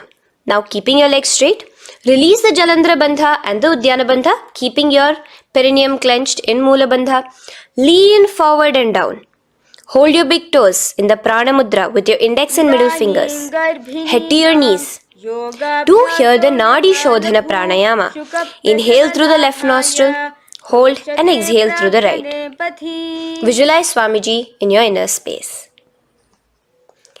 The next is Bhidokasana. So, slightly raise your body up and bring your hands underneath your knees, extending your knees slightly up. Keep your heels a bit apart from each other and clasp your feet. Bring your shoulders down, wrapping your hands around your legs. Gaze towards your third eye, visualizing Swamiji in your inner space. So from here, let's enter into Jalandhari Pavasana. So you can actually remain in the same position with your hands underneath your calves and just bring the soles of your feet together. You might want to bring your body closer. Place your head on top of your feet with the palms facing upwards on the ground. Gaze at your nose. Visualize Swamiji in your inner space. Now slowly bring your hands out from underneath and come to a seated position. Stretch your legs out as we enter into Urdhva Paschimottanasana. Here we have a new Kumbhaka, the Pratyahara Kumbhaka, where you will feel your breath coming from your Mooladhara Chakra up to the Brahmarandra above the Sahasrara. This is the Pratyahara Kumbhaka.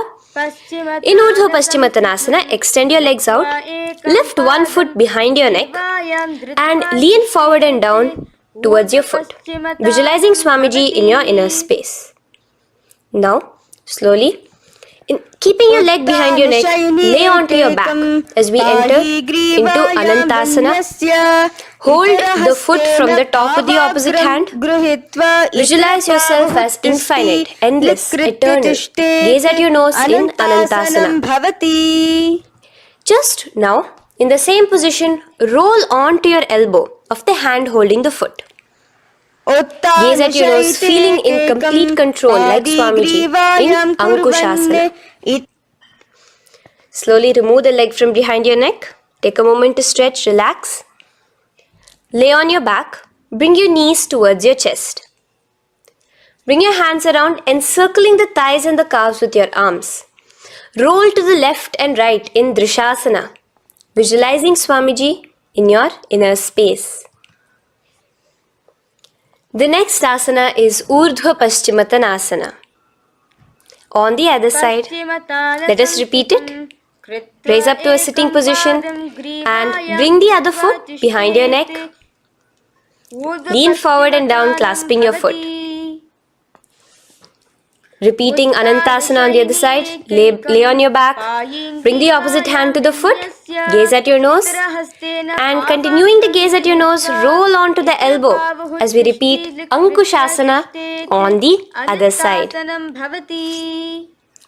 Now, you can release your foot and try to remain in the same position without removing the leg from behind your neck as you bring the other leg too to cross behind your neck with both your legs behind your head.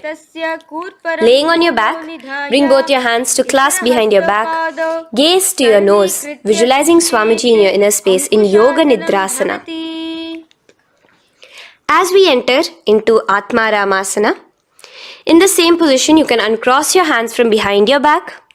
Bring it up, continuing to keep it underneath the legs. Just clasp it behind your neck. So you can bring your legs out from behind your neck. Just let your hands interlace behind your neck, gazing to your nose, visualizing the Atma Rama, Bhagavan Mahavishnu within you as your soul blessing you, as you gaze at your nose in Atma Ramasana.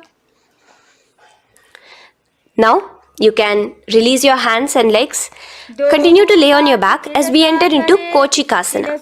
Bring your knees to your chest with the soles facing upwards. Extend your arms sideways as you gaze towards your third eye, visualizing Swamiji in your inner space. Now, from Kochikasana, keep your arms reached out to the sides at shoulder level. As we enter into Jatara Parivriti 1, keep one knee bent, twist it and bring it to the ground on the opposite side with the other leg extended straight. In Jatara Parivriti 2, keep both the knees bent to one side. And in Jatara Parivriti 3, keep both the legs straight to one side. Throughout this, keep your head looking in the opposite direction. And let us repeat this on the other side. You can bring your knees back to your chest. Let your legs out, go to the other side and do Jatara Parivriti 1, 2 and 3. The next asana is Dvipada Pitham. So now from Jatara Parivriti you can bring your feet down, lay on your back with your knees pointed upwards, feet flat on the ground. Extend your hands holding your ankles. And lift your hips up. Engage the Jalandhara Bandha automatically as you raise your hips up, gaze at your nose, visualizing yourself as a bridge in Dvipadapitham. Now in Paryankasana, so you can lay back onto the ground and place your feet flat. Bring your arms over your head, placing the hands flat near your shoulders with the fingers pointing towards the feet. Lift your entire body up and off the ground in Paryankasana as you visualize yourself as sturdy as stone furniture. Lay back down slowly as you bring your hands out. Keep your knees to your chest here and your hands on the shoulders as we enter into Svottanasana. Visualize you're laying on your back as a playful dog. Move your hips in the circular motion. Do the Sahaja Kumbhaka.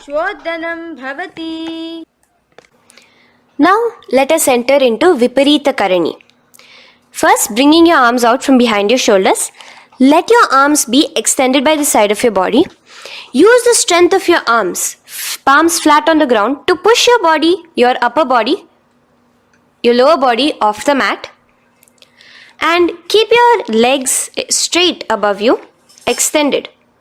Move your legs around and around in Viparita Karani. Automatically the Jalandhara Bandha is engaged. Breathing during the Jalandhara Bandha is the Murcha Kumbhaka. Visualize Swamiji in your inner space. The next is Viparita Karani 2. In the same position, just stop the rotational movement of your legs. Visualize Swamiji in your inner space. Now, as we enter into Langalasana, just let your feet from the top rest onto the ground above your head. Interlace your fingers in the Parashu Mudra behind your body. Visualize yourself as a plow in Langalasana, continuing to engage the Jalandhara Bandha. Bhumim karshayet Langalasanam bhavati. Now, in Shaita Paschimottanasana, bring your hands out from behind your body and hold on to the toes above your head. Keep your legs and hands completely straight. Visualize Paramashiva as Shaita Paschimottanasana is one of the 84 different asanas directly revealed by Paramashiva himself. Continue to do the Murcha Kumbhaka, inhaling and exhaling with the Jalandhara Bandha.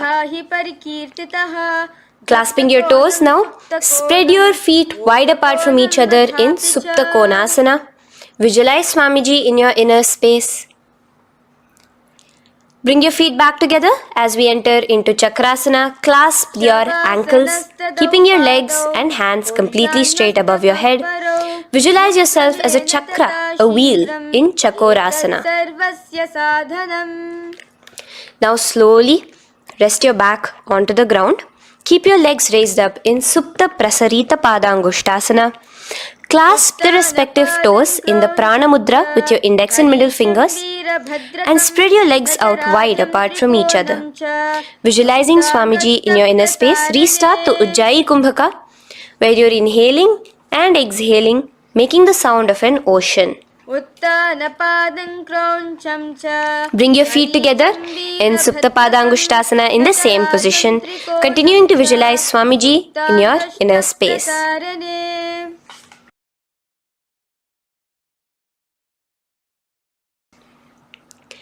Now, release your feet and bring them into Padmasana. As you lay flat on your back in Matsyasana, hold the opposite elbows over your head, gazing at your nose. Visualize Matsyavatara, the fish form of Bhagavan Mahavishnu. Now in the same position, put one hand over the other, extended straight above your head.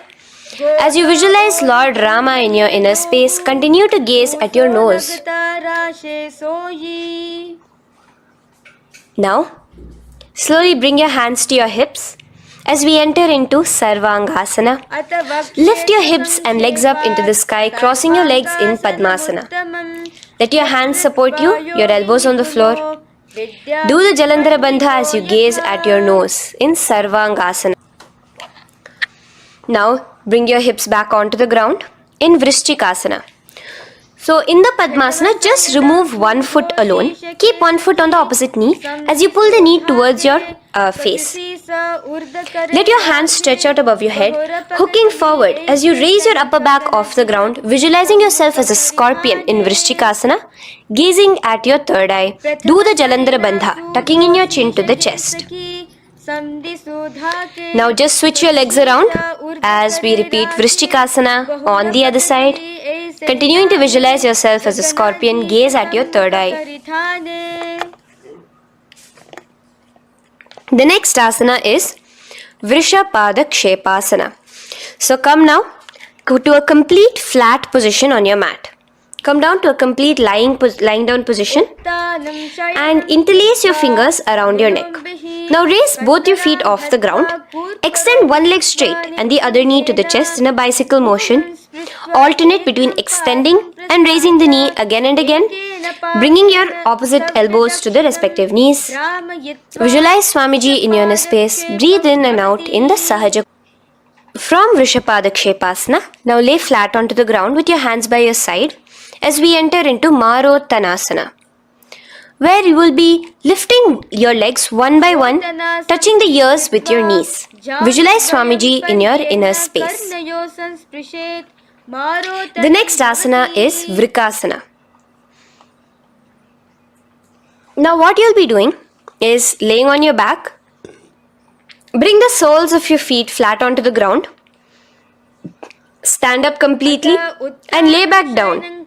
Visualize yourself as a wolf in Vrikasana.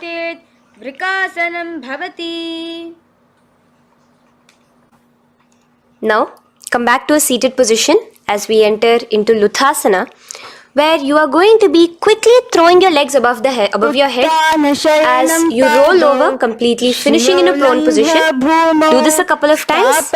Come forward, roll over. Come forward and roll over again.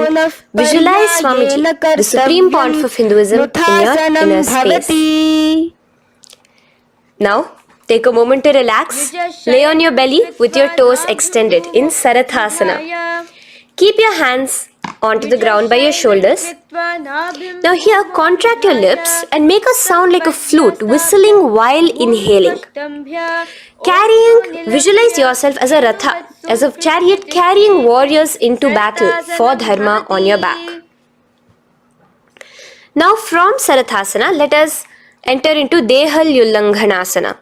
So place your palms on the ground and bring yourself to a plank position. Jump your leg forward and back between your arms, visualizing Swamiji in your inner space. Jump forward now. When your legs are between your hands, stand tall. Holding your toes with your hands, walk back and forth. Visualize yourself as a wise 60-year-old elephant in Jatyasana. Now come to a standing position. The next is a beautiful Karana, the Lolitika Karana. So keep your knees bent, feet pointing outwards again in the Aramandi position. Bend your elbows, keeping your hands at the chest level. Now swiftly move your arms across the body, bringing it back to the center and tilt your head back. Opening your chest up towards the sky, move your head in all the directions. Now stand back straight as we enter into Sarpasana. So stand erect like a rod with your arms by your side, hands touching the thighs. Visualize Devi, Kundalini, raising up and curling upwards around your body in Sarpasana. The next asana is Ushtra Sadhanasana. Lean forward and down, standing on top of your palms. Begin to move and walk like a camel, visualizing yourself as a camel. In the same position, continuing to walk around, switch your visualization to visualizing yourself as a horse as you start to walk around like a horse in Ashvasana. Now raise up tall as we enter into Kapota Nitakasana. Interlace your fingers behind the back. Pulling them down towards your calves, open up your chest. Keep your hands in the Parashamudra. Visualize yourself as a soaring bird diving down in Kapota Nitakasana. Now, stand tall as we enter into another Karana here, the Tala Pushpaputam Karana. Bring yourself to the Aramandi with your hands in the Namaskara Mudra. Simultaneously now, open up your palms while raising one heel off the ground, slightly lowering the waist and shoulder of the heel you have raised. Visualize you're offering a bouquet of flowers to Paramashiva as you come back to a standing position, and repeat this on the other side. Let's do this a few times, offering flowers to Paramashiva. Now, come to a standing position. Stand straight and bring your hands together in the Namaskara Mudra. Slightly lean forward. Visualize yourself as a rhinoceros. Your hand is the horn as you gaze at your nose in Khadgasana. The next asana is Uttanottanam. So come to a standing position and sit down all the way as low as you can to the ground and stand up. Do this again. Sit down. Stand up, and again, sit down, stand up.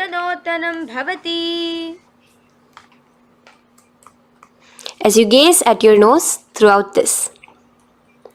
The next asana is Musalasana. Now come back to a standing position, raise your hands above your head, tall as you jump up and down repeatedly. Visualize yourself as a mace. Jump here in Musalasana. The next asana is Uchirshaka. So come back to a standing position. Pull the sole of one foot towards your belly. Now with the other leg, sit down and stand up. Release the leg. Pick the other leg up, pull it towards your belly. Sit down and stand up in Uchirshaka as you visualize Swamiji in your inner space, gazing at your nose. The next is a Karana, which we will be entering into. The Parshvajanu Karana. So again, bringing yourself to the Aramandi position. Bend and lift one knee towards your chest, pointing the toes downwards. Keep your arm around the knee, holding it with the hand in a fist. Let the other hand hang down on the thigh, wrist twisted, fingers pointing inwards. This is the Parshvajanu Karana. Now slowly release. As we enter into Tandavasana, stretch one leg out straight in front of you as you alternate between sitting and standing. Visualize yourself fiercely dancing as Paramashiva. Raise the foot to the inner thigh of the opposite side. As we enter into Brahmanasana, let your hand be resting by the sides. Keep your standing leg erect like a rod. Visualize yourself being blessed by Lord Brahma. Now, you can bring the left foot around the right knee and rotate it, tucking the left toes on the other side of the right calf. Simultaneously, cross your left arm below the right, bring your palms together in the Namaskara Mudra. Visualize yourself as Lord Garuda in Garudasana 3. Now slowly uncross your legs and hands as we enter into Ekapadasana, coming to a standing position. On the right leg, bring your left foot to the opposite thigh with your hands relaxed by the knees. Now take a hold of the raised foot with your hand in the Prana Mudra. Stretch your leg out wide, out to the side, and rotate your body quickly on the standing leg. Visualize yourself as the North Pole star in Dhruvasana. From here now, in the foot which is in your hand, just slowly, once you finish the rotating movement, in Trivikramasana, bring it up towards the back of your neck. Stand as tall as you can and alternate between sitting and standing. Visualize Bhagavan Mahavishnu in your inner space. Now you can take the leg out from behind your neck and stand straight. As we repeat the Parshvajanu Karana on the other side, bring your knee up to your chest, clasp your knee in a fist while the other hand comes to the opposite thigh. Hold there for a second and stretch your leg out. In Tandavasana, sit and stand. Visualize yourself fiercely dancing as Paramashiva. Bring the foot to the inner thigh, standing straight like a rod. Get your hands by your sides. Visualize yourself being blessed by Lord Brahma. In Brahmanasana on the other side. Move into Garudasana 3 on the other side as you rotate your leg over, your hand under. Visualize yourself as Lord Garuda. And uncross yourself as we move into Ekapadasana on the other side. Bring your foot to the inner thigh, to the root of the thigh, and stand straight. Clasp your toes, stretch it out as we go into Dhruvasana on the other side. Visualize yourself as a pole star rotating quickly. Come back to a standing position and bring your foot behind your neck. In Trivikramasana, sit and stand. Visualize Vishnu, Bhagavan Mahavishnu in your inner space. Now, stand tall as we do the Samanakha Karana. Stand with your feet close together, toes slightly pointed outwards. Keep both the hands to the side of the body. Take a moment to breathe in and breathe out and relax. Now, slowly relax and from the standing position, slowly bend forward, bringing both your hands underneath your knees. Now once you have squatted down fully, interlace the fingers together in the Parashamudra. Bring that interlaced fingers in front of your navel. In Ghorakanjali Asana, visualize the great sage Goraknatha, the founder of the Natha Yoga Hindu Sampradaya. As you do the Jiva Chala Kumbhaka, engage the Moola Bandha. The next asana is Kanchyasana. So now just slowly unwind your hands from each other, from your navel, and now bring your hands from the opposite side inwards underneath your calves and wrap your hands around your back. Hold them together in the Parashamudra. Keep your body, your upper body upright, visualizing the supreme point of Hinduism in your inner space. The next is Bhairu Asana. So slowly unclench your hands and bring them out from underneath your legs. Keep your feet and knees together and in a squatting position, bring your hands behind your back, clasping them together, remaining in the Parashamudra. As you gaze at your navel center, visualize Bhagavan Kala Bhairava, the Lord of Time in your inner space. The next asana is Varahasana. Now to gain your balance, you can lightly spread your legs apart and bring your hands to the back of behind you in the Anjali Mudra, palms together. Visualize a boar, one of the 10 incarnations, the Varaha Avatara of Mahavishnu, gazing at your nose. Now slowly relax, bring your hands out from behind you as we move into Pripithasana. With your hands in the Prana Mudra, with your index and middle fingers, clasp the respective big toes and come to a half squatting position where your hips are at your knee level. Visualize Swamiji in your inner space as you do this asana, Pripithasana. Slowly let go of your feet and place your palms flat on the ground in front of you with the fingers wide for balance. We're going to be balancing here in Bakasana. Place your knees on the back of your arms. Focus your eyes on one spot as you raise your feet off the ground, balancing here. Visualize yourself as a crow. The next asana is Shushtanga Kapali Asana. So now come to a kneeling position. So from there itself, you can directly put your head onto the ground, or else come to a kneeling position and place your head onto the ground. Palms spread for support. Raise your body onto your head, bringing your legs into the Padmasana. Gaze at your nose. Visualize Swamiji himself in your inner space. Come down now, uncrossing your legs as you come down. Sit onto your knees, keeping the toes flat. Now, Let your heels come outside of the hips. Keep your hands on your knees. In Guptasana, sit straight. Keep your gaze on your nose. Visualize you're sitting in the sacred secret seat with Paramashiva and your Guru, Swamiji himself. Now we are going to be kicking up into a handstand. So get ready. Place your palms on the ground, fingers wide for support. Do take support of a wall if you need it. And lift your body up straight above your hands.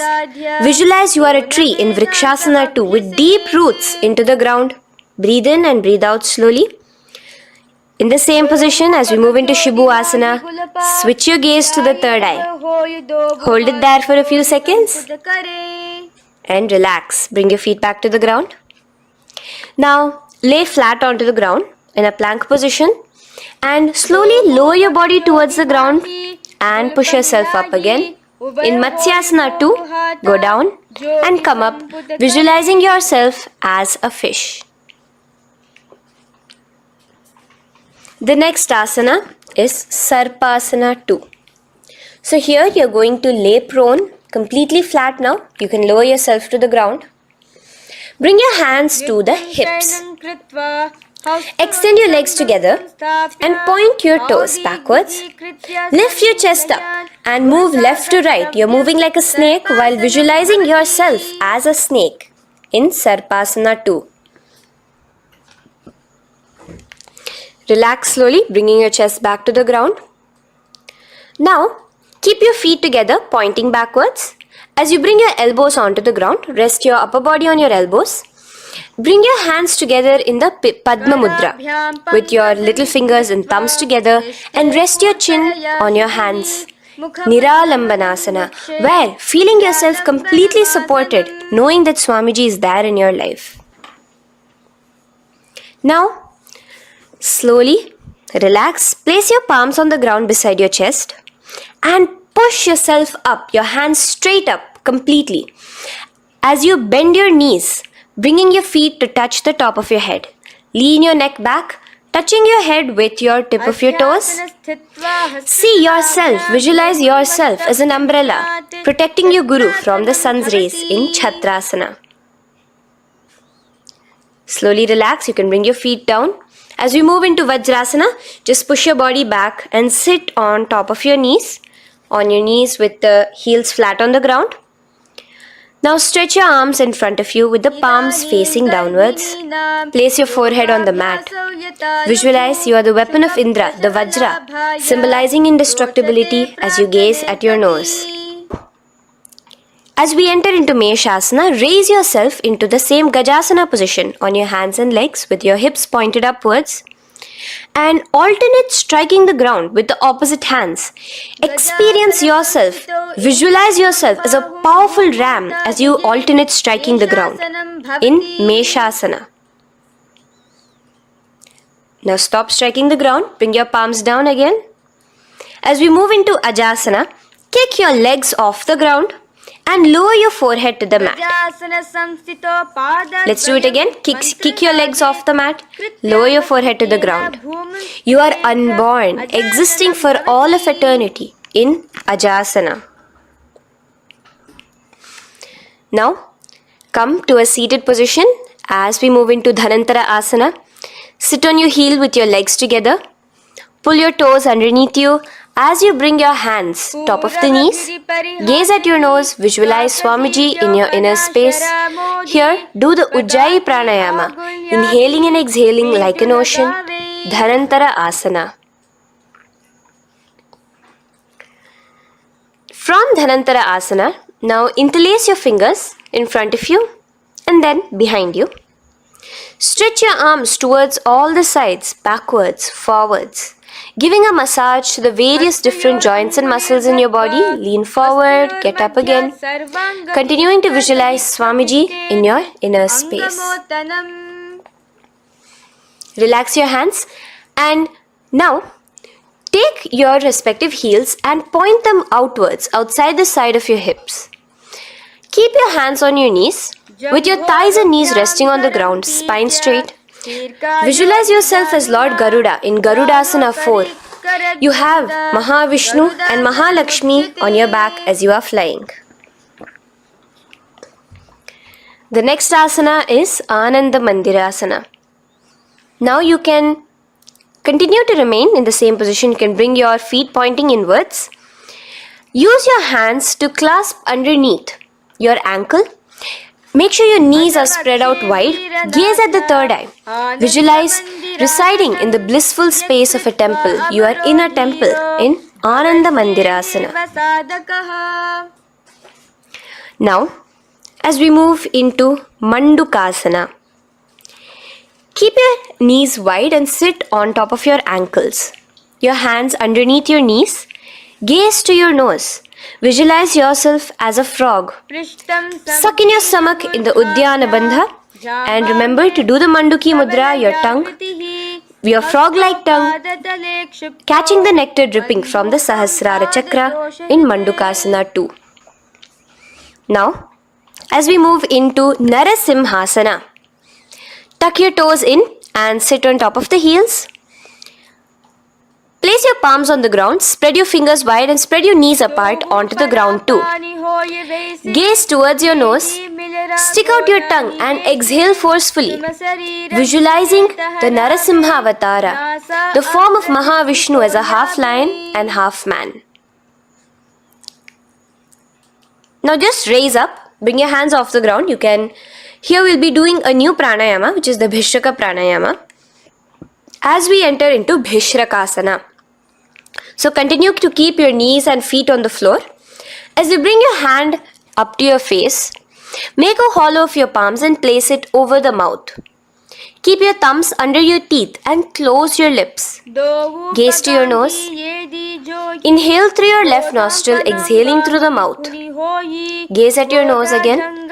Visualize yourself as Devi, presiding over any and all minuscule fears you may have within you. Now moving back into the Ujjayi Pranayama, let us do Makadasana. So you can take your hands off your face and slowly remaining in the same position, bring it to your armpits. Bring your fingers to your armpits. Imitate as if a monkey is scratching. As you gaze to your third eye, visualize yourself as a playful monkey in Makadasana. From Makadasana, let's move into Vajra Sangharasana. So you can slowly lift your knees off the ground, just balancing on your toes, sitting on the heels. Bring your hands behind your back and clasp the opposite elbows. Gaze to your nose, embody a diamond. Visualize yourself as a diamond-like strength for yourself and your Sangha. The next asana is Khanjanasana. So now you can uncross your hands, rest on top of the heels with your knees on the ground. Keep the toes down, ankles crossed behind. Place your palms on the mat to your side. Suck your stomach in the Uddiyana Bandha as you gaze at your nose in Khanjanasana. Now, you can uncross your ankles and just sit with your toes flat. Keep your knees wide on the floor. Rest your hands on the knees. Just relax the Uddiyana Bandha, just sucking in your perineum in the Mula Bandha. Gaze at your nose, visualize yourself as a turtle with a stable body and mind to live for hundreds of years. And without changing anything in your physical posture, just visualize yourself uniting with Swamiji himself in Yogasana.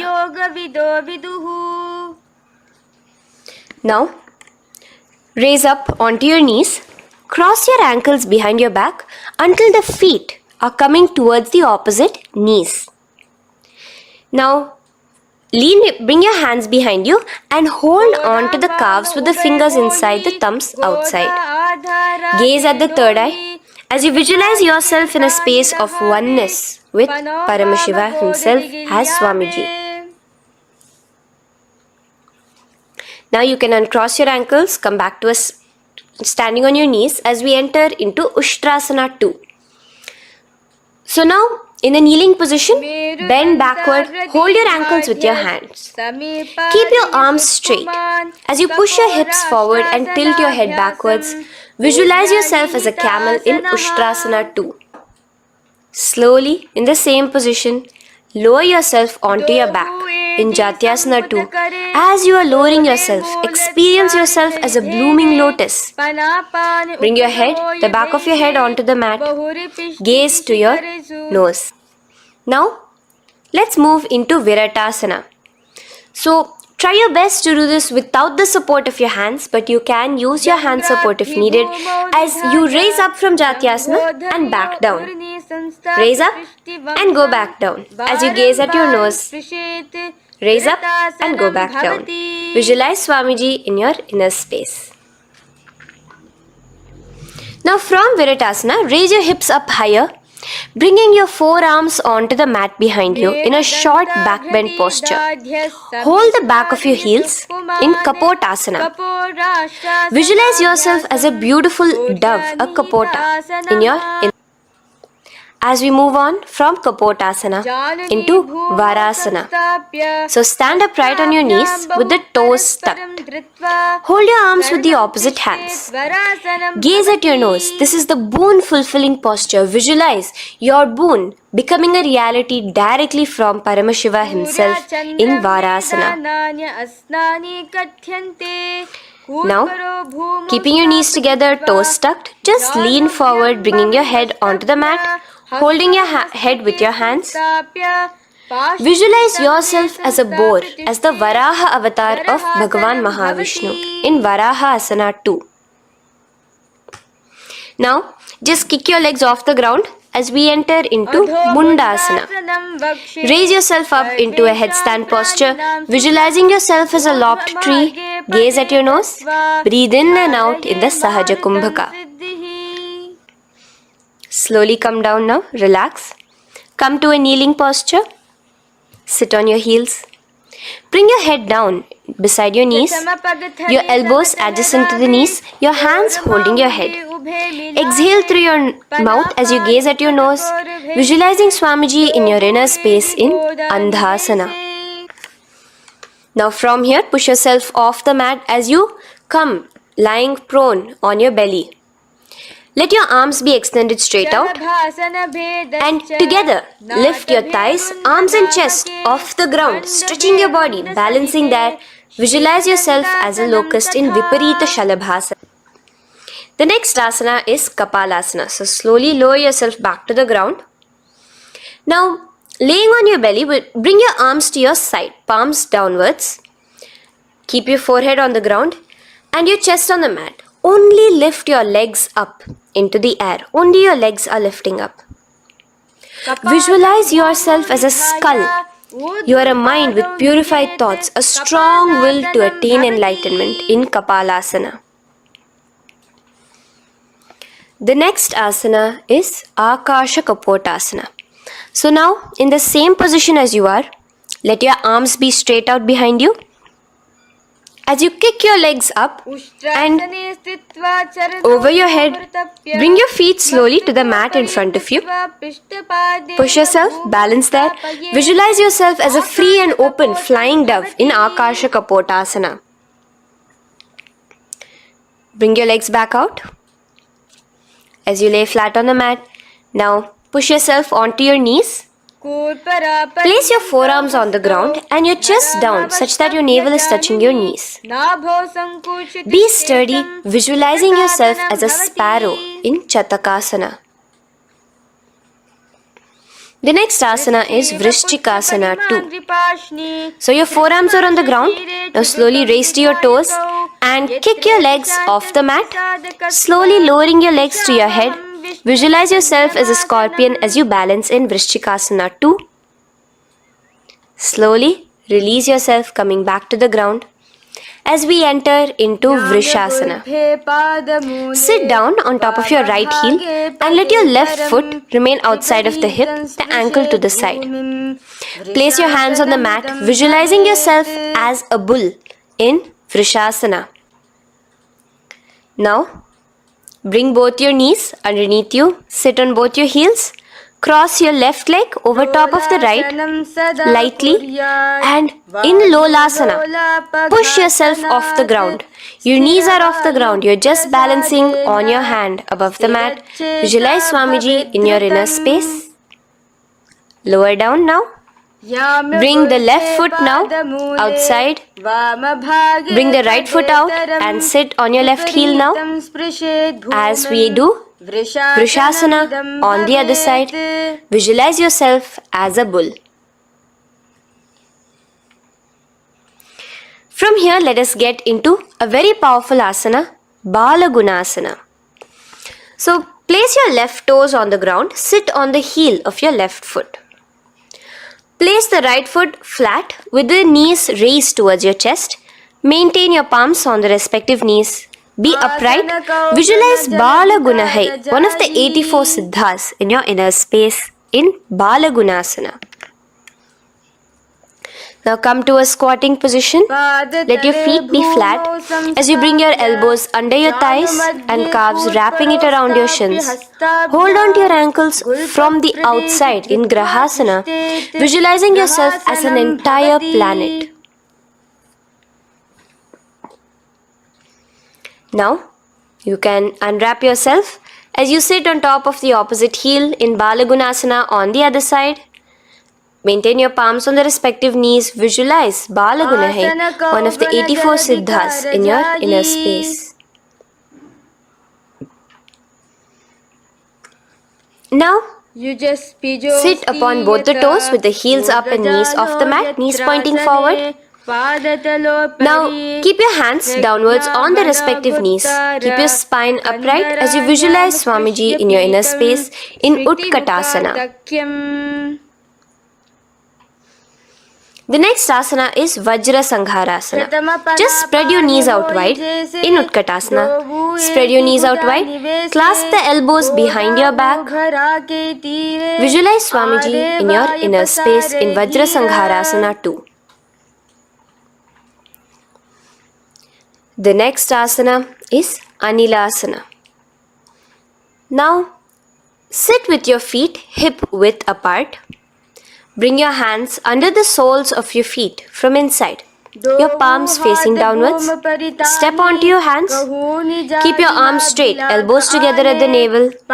Gaze to your nose. Visualize yourself able to consume and live off of air alone in Anilasana.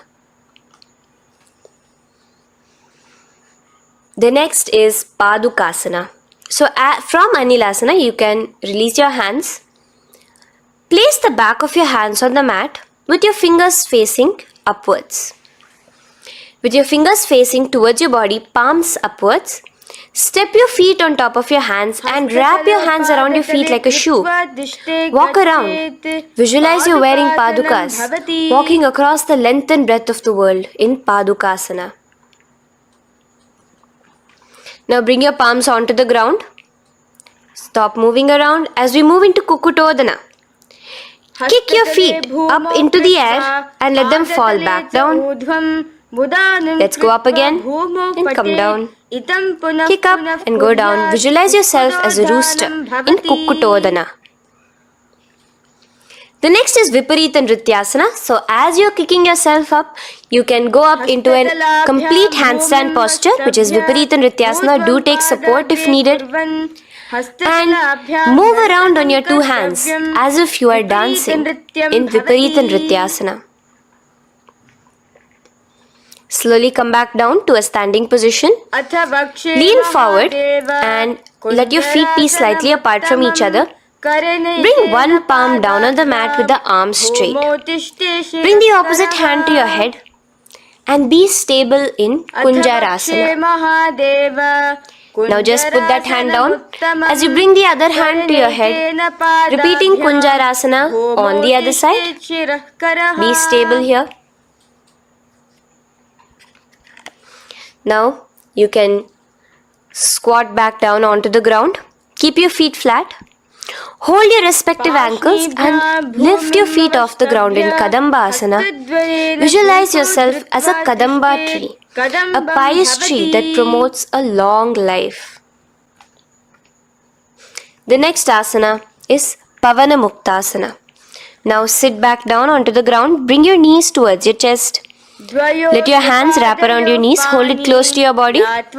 Visualize all the excess vata, air, just balancing and releasing in your system in Pavanamuktasana. Now, let us move into Chakorasana. So first stretch your legs out in front of you. Bring one leg behind your head. Now place both hands on the ground and lift your body off the ground while lifting the other leg too, up straight. Visualize yourself as a powerful source of energy. Gaze at your third eye in Chakorasana. Slowly relax back down. Now hold your left toes with the left hand, index and middle fingers. Pull the foot to the left ear. We are entering into Dhanurasana 2. Extend your right leg out, keeping straight. Hold the big toe with your right hand. Visualize yourself as a bow in Dhanurasana 2. The next is Ashtavakrasana. So lift your left leg over top of the left shoulder. After releasing your hands, bring the right foot across and hook it on top of the left foot. Lean forward and down, keep your palms onto the ground. Extend your legs out to the left, lift your head up and chest. You're completely balancing only on your hands as you visualize yourself as a flying crane in Ashtavakrasana. Now slowly relax down. From here, bring your right foot to the left thigh and your left foot flat onto the ground. Knees raised up. Have your left shoulder underneath the respective leg and place your hands flat on the ground. Gaze towards your third eye. Visualize you are immortal, able to exist solely from prana alone in Pranasana.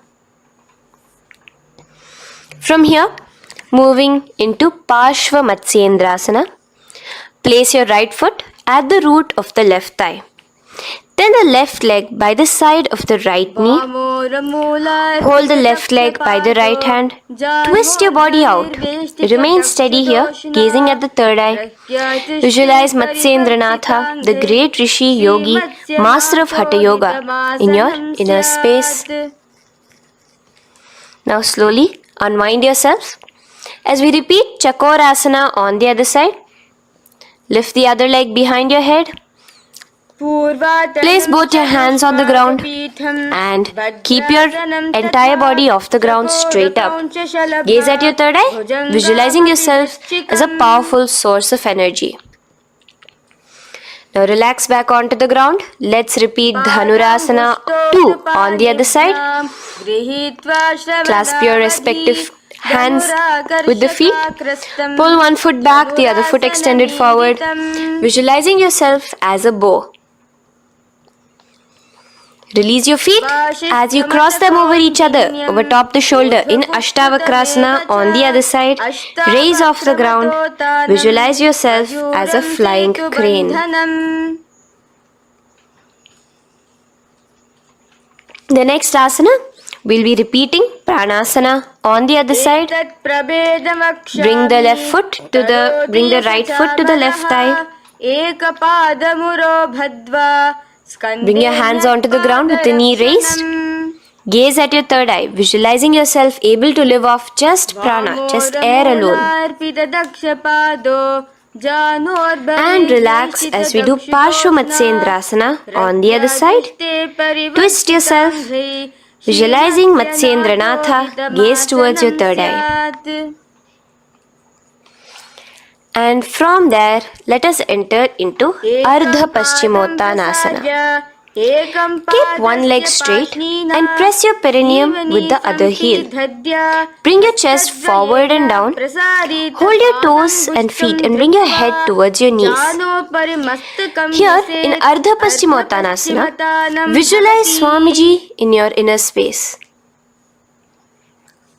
Now raise up and the foot which was at the inner thigh, now rotate it outside of the hip. Now hold the sole of your other foot and lift your leg up towards your forehead. Try to bring your knee to your forehead as you keep your knee straight. Gaze to the nose in Kraunchasana. Visualize yourself as a crane. Now slowly relax down your leg. Now the leg which is now straight, you can bring it to the inner thigh as you straighten out the other leg. As we repeat, Ardha Paschimottanasana on the other side. Lean forward and down, clasping your foot. Bring your forehead to your knee. Visualize Swamiji in your inner space. Slowly raise up. Place your right ankle outside of the hip now. Hold the sole of the left foot, lifting the leg up towards your forehead. Stretch yourself there. Gaze at the tip of your nose. Visualize yourself as a crane in Kraunchasana on the other side. Now, from here, bring the soles between the thighs and calves. So once you have relaxed yourself, bring your soles between the thighs and calves. Keep your spine straight, palms resting on your knees.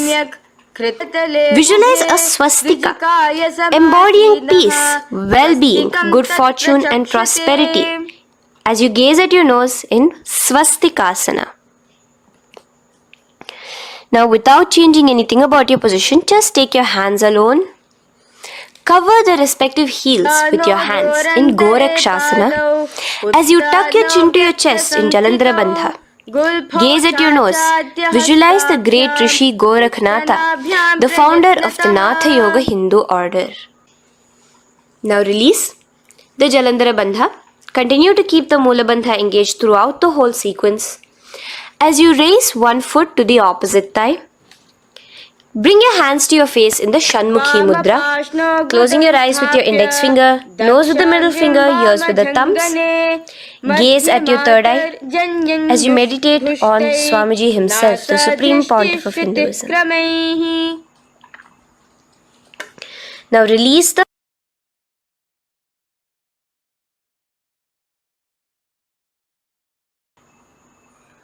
Shanmukhi Mudra. And in Yogasana 2, bring your legs into the Padmasana position over the opposite thighs. Keep your hands flat onto the ground beside your knees with the palms facing upwards. Sit straight, gaze at your nose. Here we'll be starting the Kaka Chanchu Kumbhaka, where your inhalation will be through your tongue wrapped like a pipe, and your exhalation will be through your nose.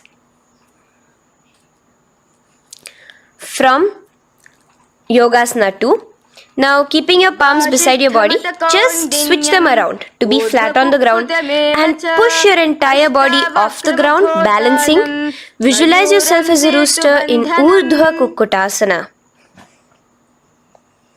Now relax down, come back to a seated position on the floor, keeping your legs in Padmasana. Insert your hands through your knees and place them on the mat. Remember, do not lift your body up, just stay seated down there. In Siddhasana, gaze to your nose, visualize Swamiji himself in your inner space. From there, let's enter into Hamsasana, where you will actually be pushing yourself off the ground. Lift your thighs up high above your shoulder, above your elbows as much as possible. Gaze to your nose, visualizing yourself as an elegant swan in Hamsasana. Now release yourself. Now, do not take your hands out from between your thighs and calves. Just go onto your knees and reach your hands behind your body with your fingers interlaced in the Parashu Mudra. Bring your forehead to the floor as you gaze at your nose. Visualize yourself as Lord Paramashiva's bow in Karmukasana. Now, slowly come back to the seated position as we move into Kurmasana 2. Keeping your hands in between your thighs and calves, bend your elbows and hold your respective shoulders with your hands. Visualize yourself as a turtle, a stable body and mind to live for hundreds of years.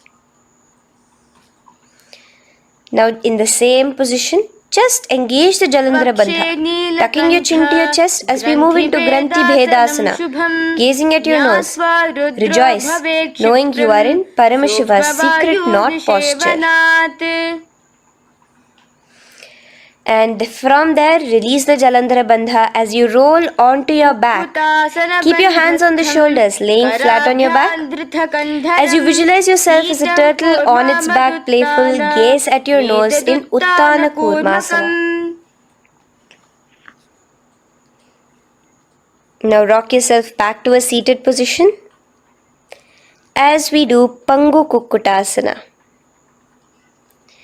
Now it's the same as your hands between your thighs and the calves, except you will be placing one hand flat on the mat. Hold the wrist with the other hand. Lift your body up and holding only on one hand. Visualize yourself as a rooster in Pangu Kukkutasana. Now release back to the ground. Hold. Let's do Pangu Kukkutasana on the other side. Place the other palm flat and bring the other hand holding the wrist.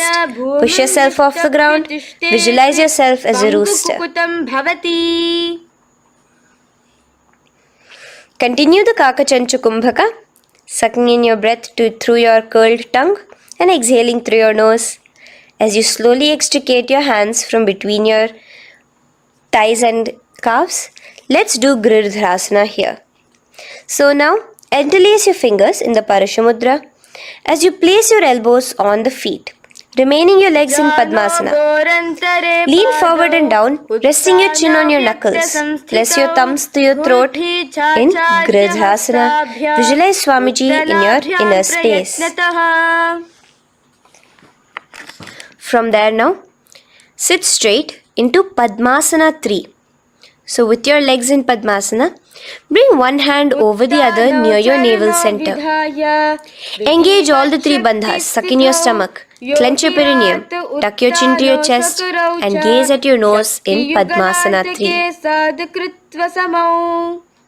Slowly now, as we move into Padmasana 4, bring your hands to the respective knees. Release the Jalandhara Bandha and release the Uddiyana Bandha, just engaging the Moola Bandha alone. Visualize Paramashiva in your inner space as you gaze at your nose in Padmasana 4.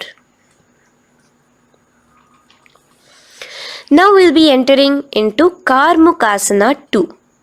So in the Padmasana position, hook your right hand index and middle finger in the Prana Mudra around the toe. Pull it back while your left hand rests on the knee. Now, as you visualize yourself as Paramashiva's bow, just release your right foot, bring your left hand to the right toe, and let your right hand be on the right knee. Now from here, let's do Karmukasana 3. So you can release your toes, cross your hands behind your back. Continue to keep your legs in Padmasana and with your respective hands cross behind your back. Hold on to the toes in the Prana Mudra. Engage all the three bandhas, suck in your stomach, clench your perineum, tuck your chin to your chest. Visualize yourself as Paramashiva's bow in Karmukasana 3. Slowly relax the bandhas, just keeping the Moola Bandha. Continue to hold on to your toes. Release the Uddiyana Bandha and the Jalandhara Bandha. Switch your gaze to the third eye. Visualize you are Paramashiva's third eye itself. Anything you come across, you just rejuvenate it, destroy it in Dridhasana. Now, try to keep your hands at the toes. If not, just keep your hands crossed behind you as you lean onto your back in Padmasana, where you are entering into the Nidrasana position. Lay flat onto the back, visualizing yourself as a snake, gaze at your nose in Nidrasana. Do the Sahaja Kumbhaka, simple breathing, inhaling and exhaling.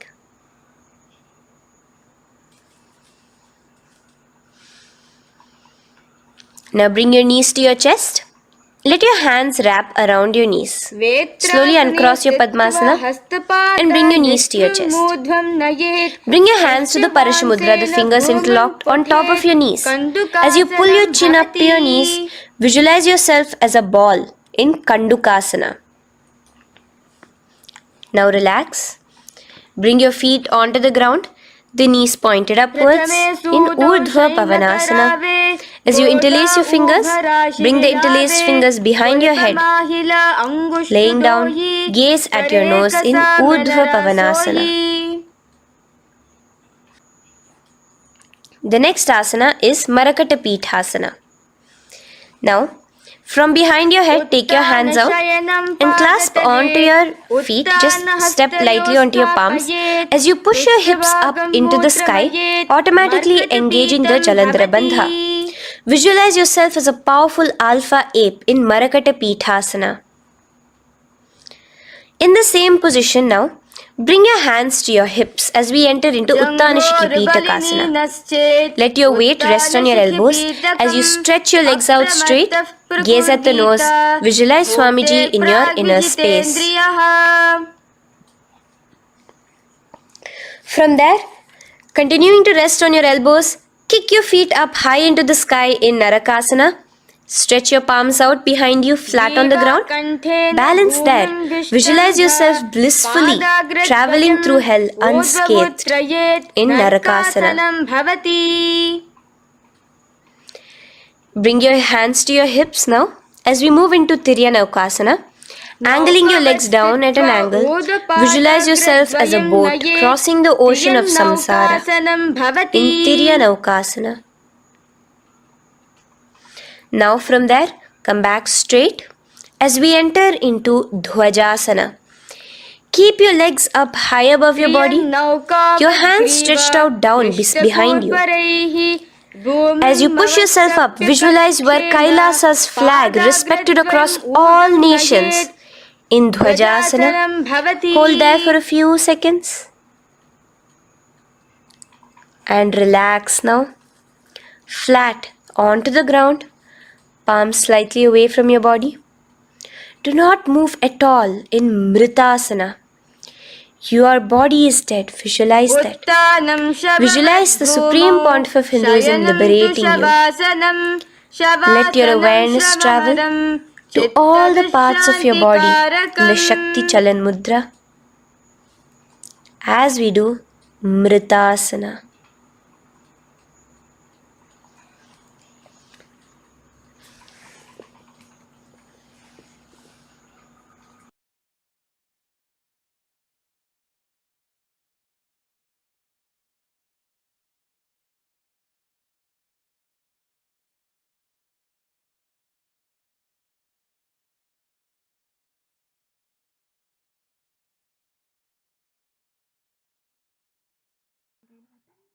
Om Purnamadah Purnamidam Purnat Purnamudachyate Purnasya Purnamadaya Purnameva Vashishyate Om Shanti Shanti Shantihi Harihi Om Tat Sat Sarvam Bhagavat Shri Nityananda Paramashiva Padukarpanamastu Om Nityanandam.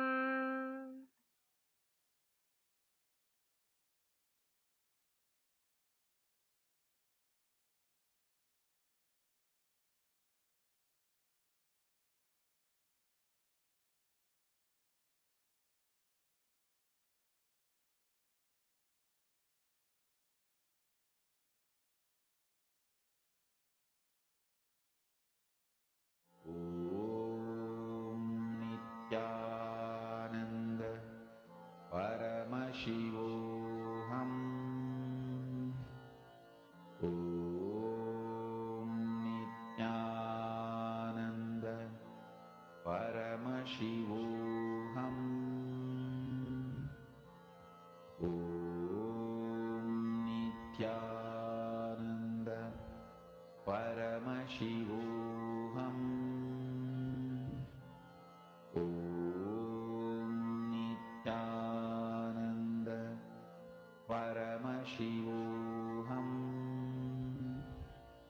Om Nityananda Paramashivoham Om Nityananda Paramashivoham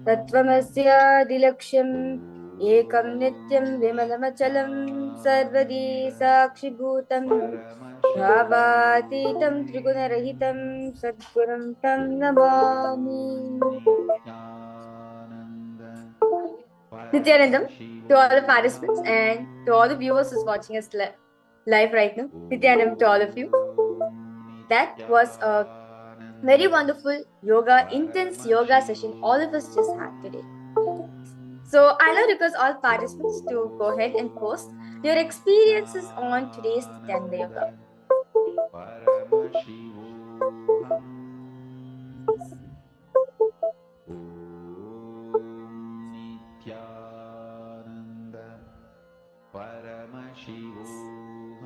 How was it today's yoga for all of you? As today all of us we had an intense yoga session where we did the Dvitiya Vinyasa Krama. I see so many participants over here. Ma Anandeshwari, Ma Julia Silla, Nityananda Ma, Nityananda to all of you, Ma Danny Vermont, Nityananda to you. Yes. Yes, Ma Mahabhairajnana Surupni, Ma Jacqueline. Yes, Nityananda to all of you, Nityananda. Yes. So that was a very beautiful yoga session. See, one thing Swamiji says that yoga, especially Nityananda Yoga, is you connecting with the divine. Understand? Yoga is a thing with experiencing communion with the divine. Swamiji says very beautifully in yoga, especially Nityananda Yoga, it is the divine communion with you. You are not becoming God. God is becoming you. The divine is becoming you. So, in that space, and all of us just did the 2.5 hours intense yoga. Now, all of our energy are filled with Paramashiva's energy. The best way to enjoy this is doing the power manifestation right after this. You will see, as days goes by starting a day with Nityananda Yoga, you will see so much of breakthroughs will start happening for each and every one of you. You'll experience lots of healing. You'll experience lots of changes in the body itself. So, right after this, we'll be now having the power manifestation session. So, request all of you now to ask very beautifully Paramashiva says in the Vijnana Bhairatantra.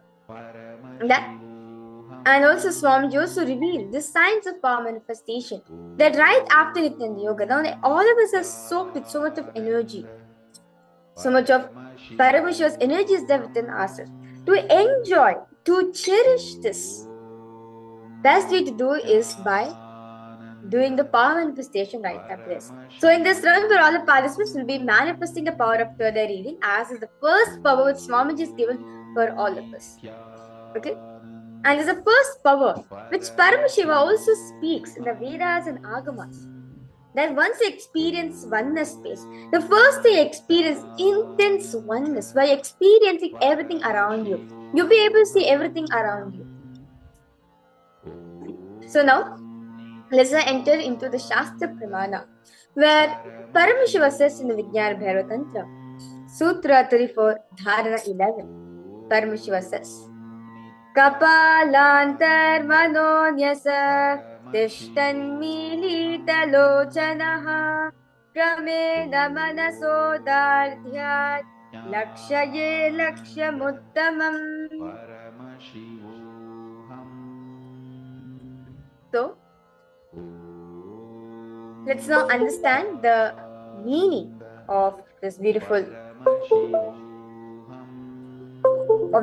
verse, where Paramashiva says that by fixing the mind on the inner space within the crown center and sitting stably without any movement, having the eyes closed in succession, by the stability of the mind and inner space, through the power of third eye, one directly sees the ultimate goal Laksham by having the vision beyond the sight.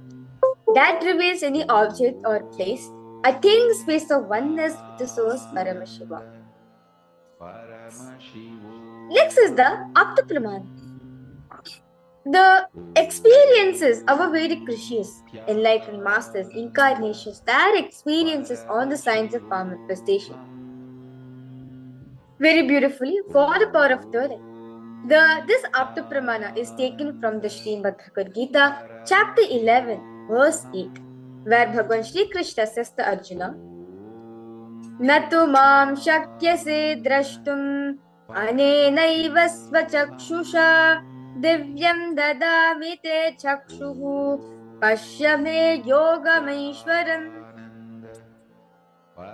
Bhagavan Shri Krishna says very beautifully that to Arjuna, but you cannot see my cosmic form with these physical eyes of yours.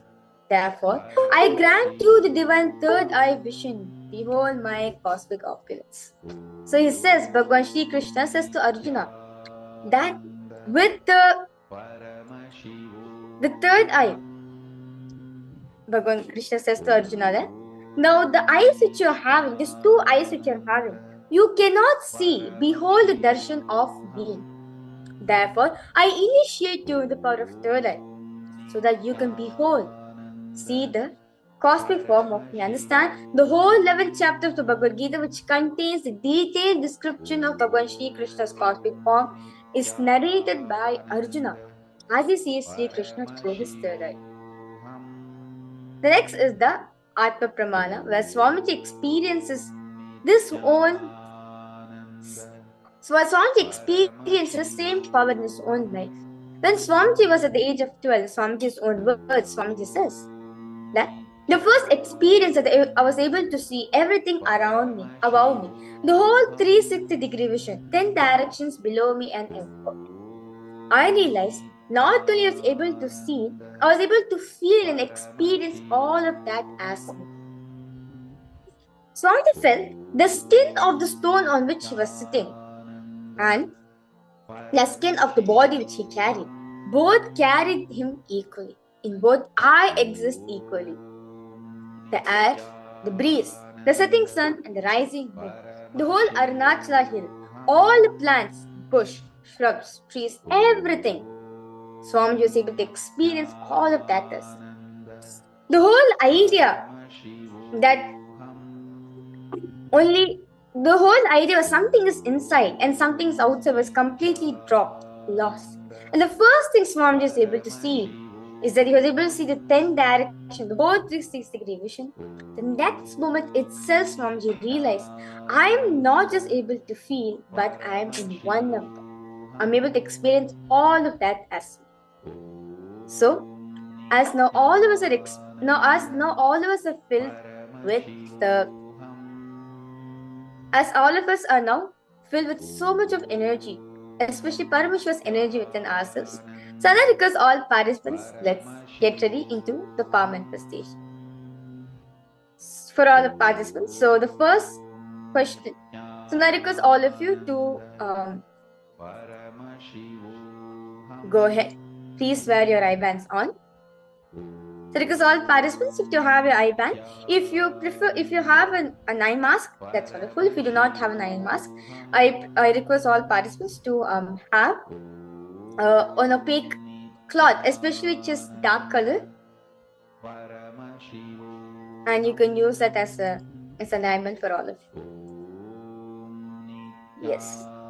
Ma Tanja Gebia, yes. Nityanandam, Ma Jacqueline, Coco, yes. Nityanandam. So request all participants now to tie your eyes, close your eyes. Visualize Swamiji in your inner space.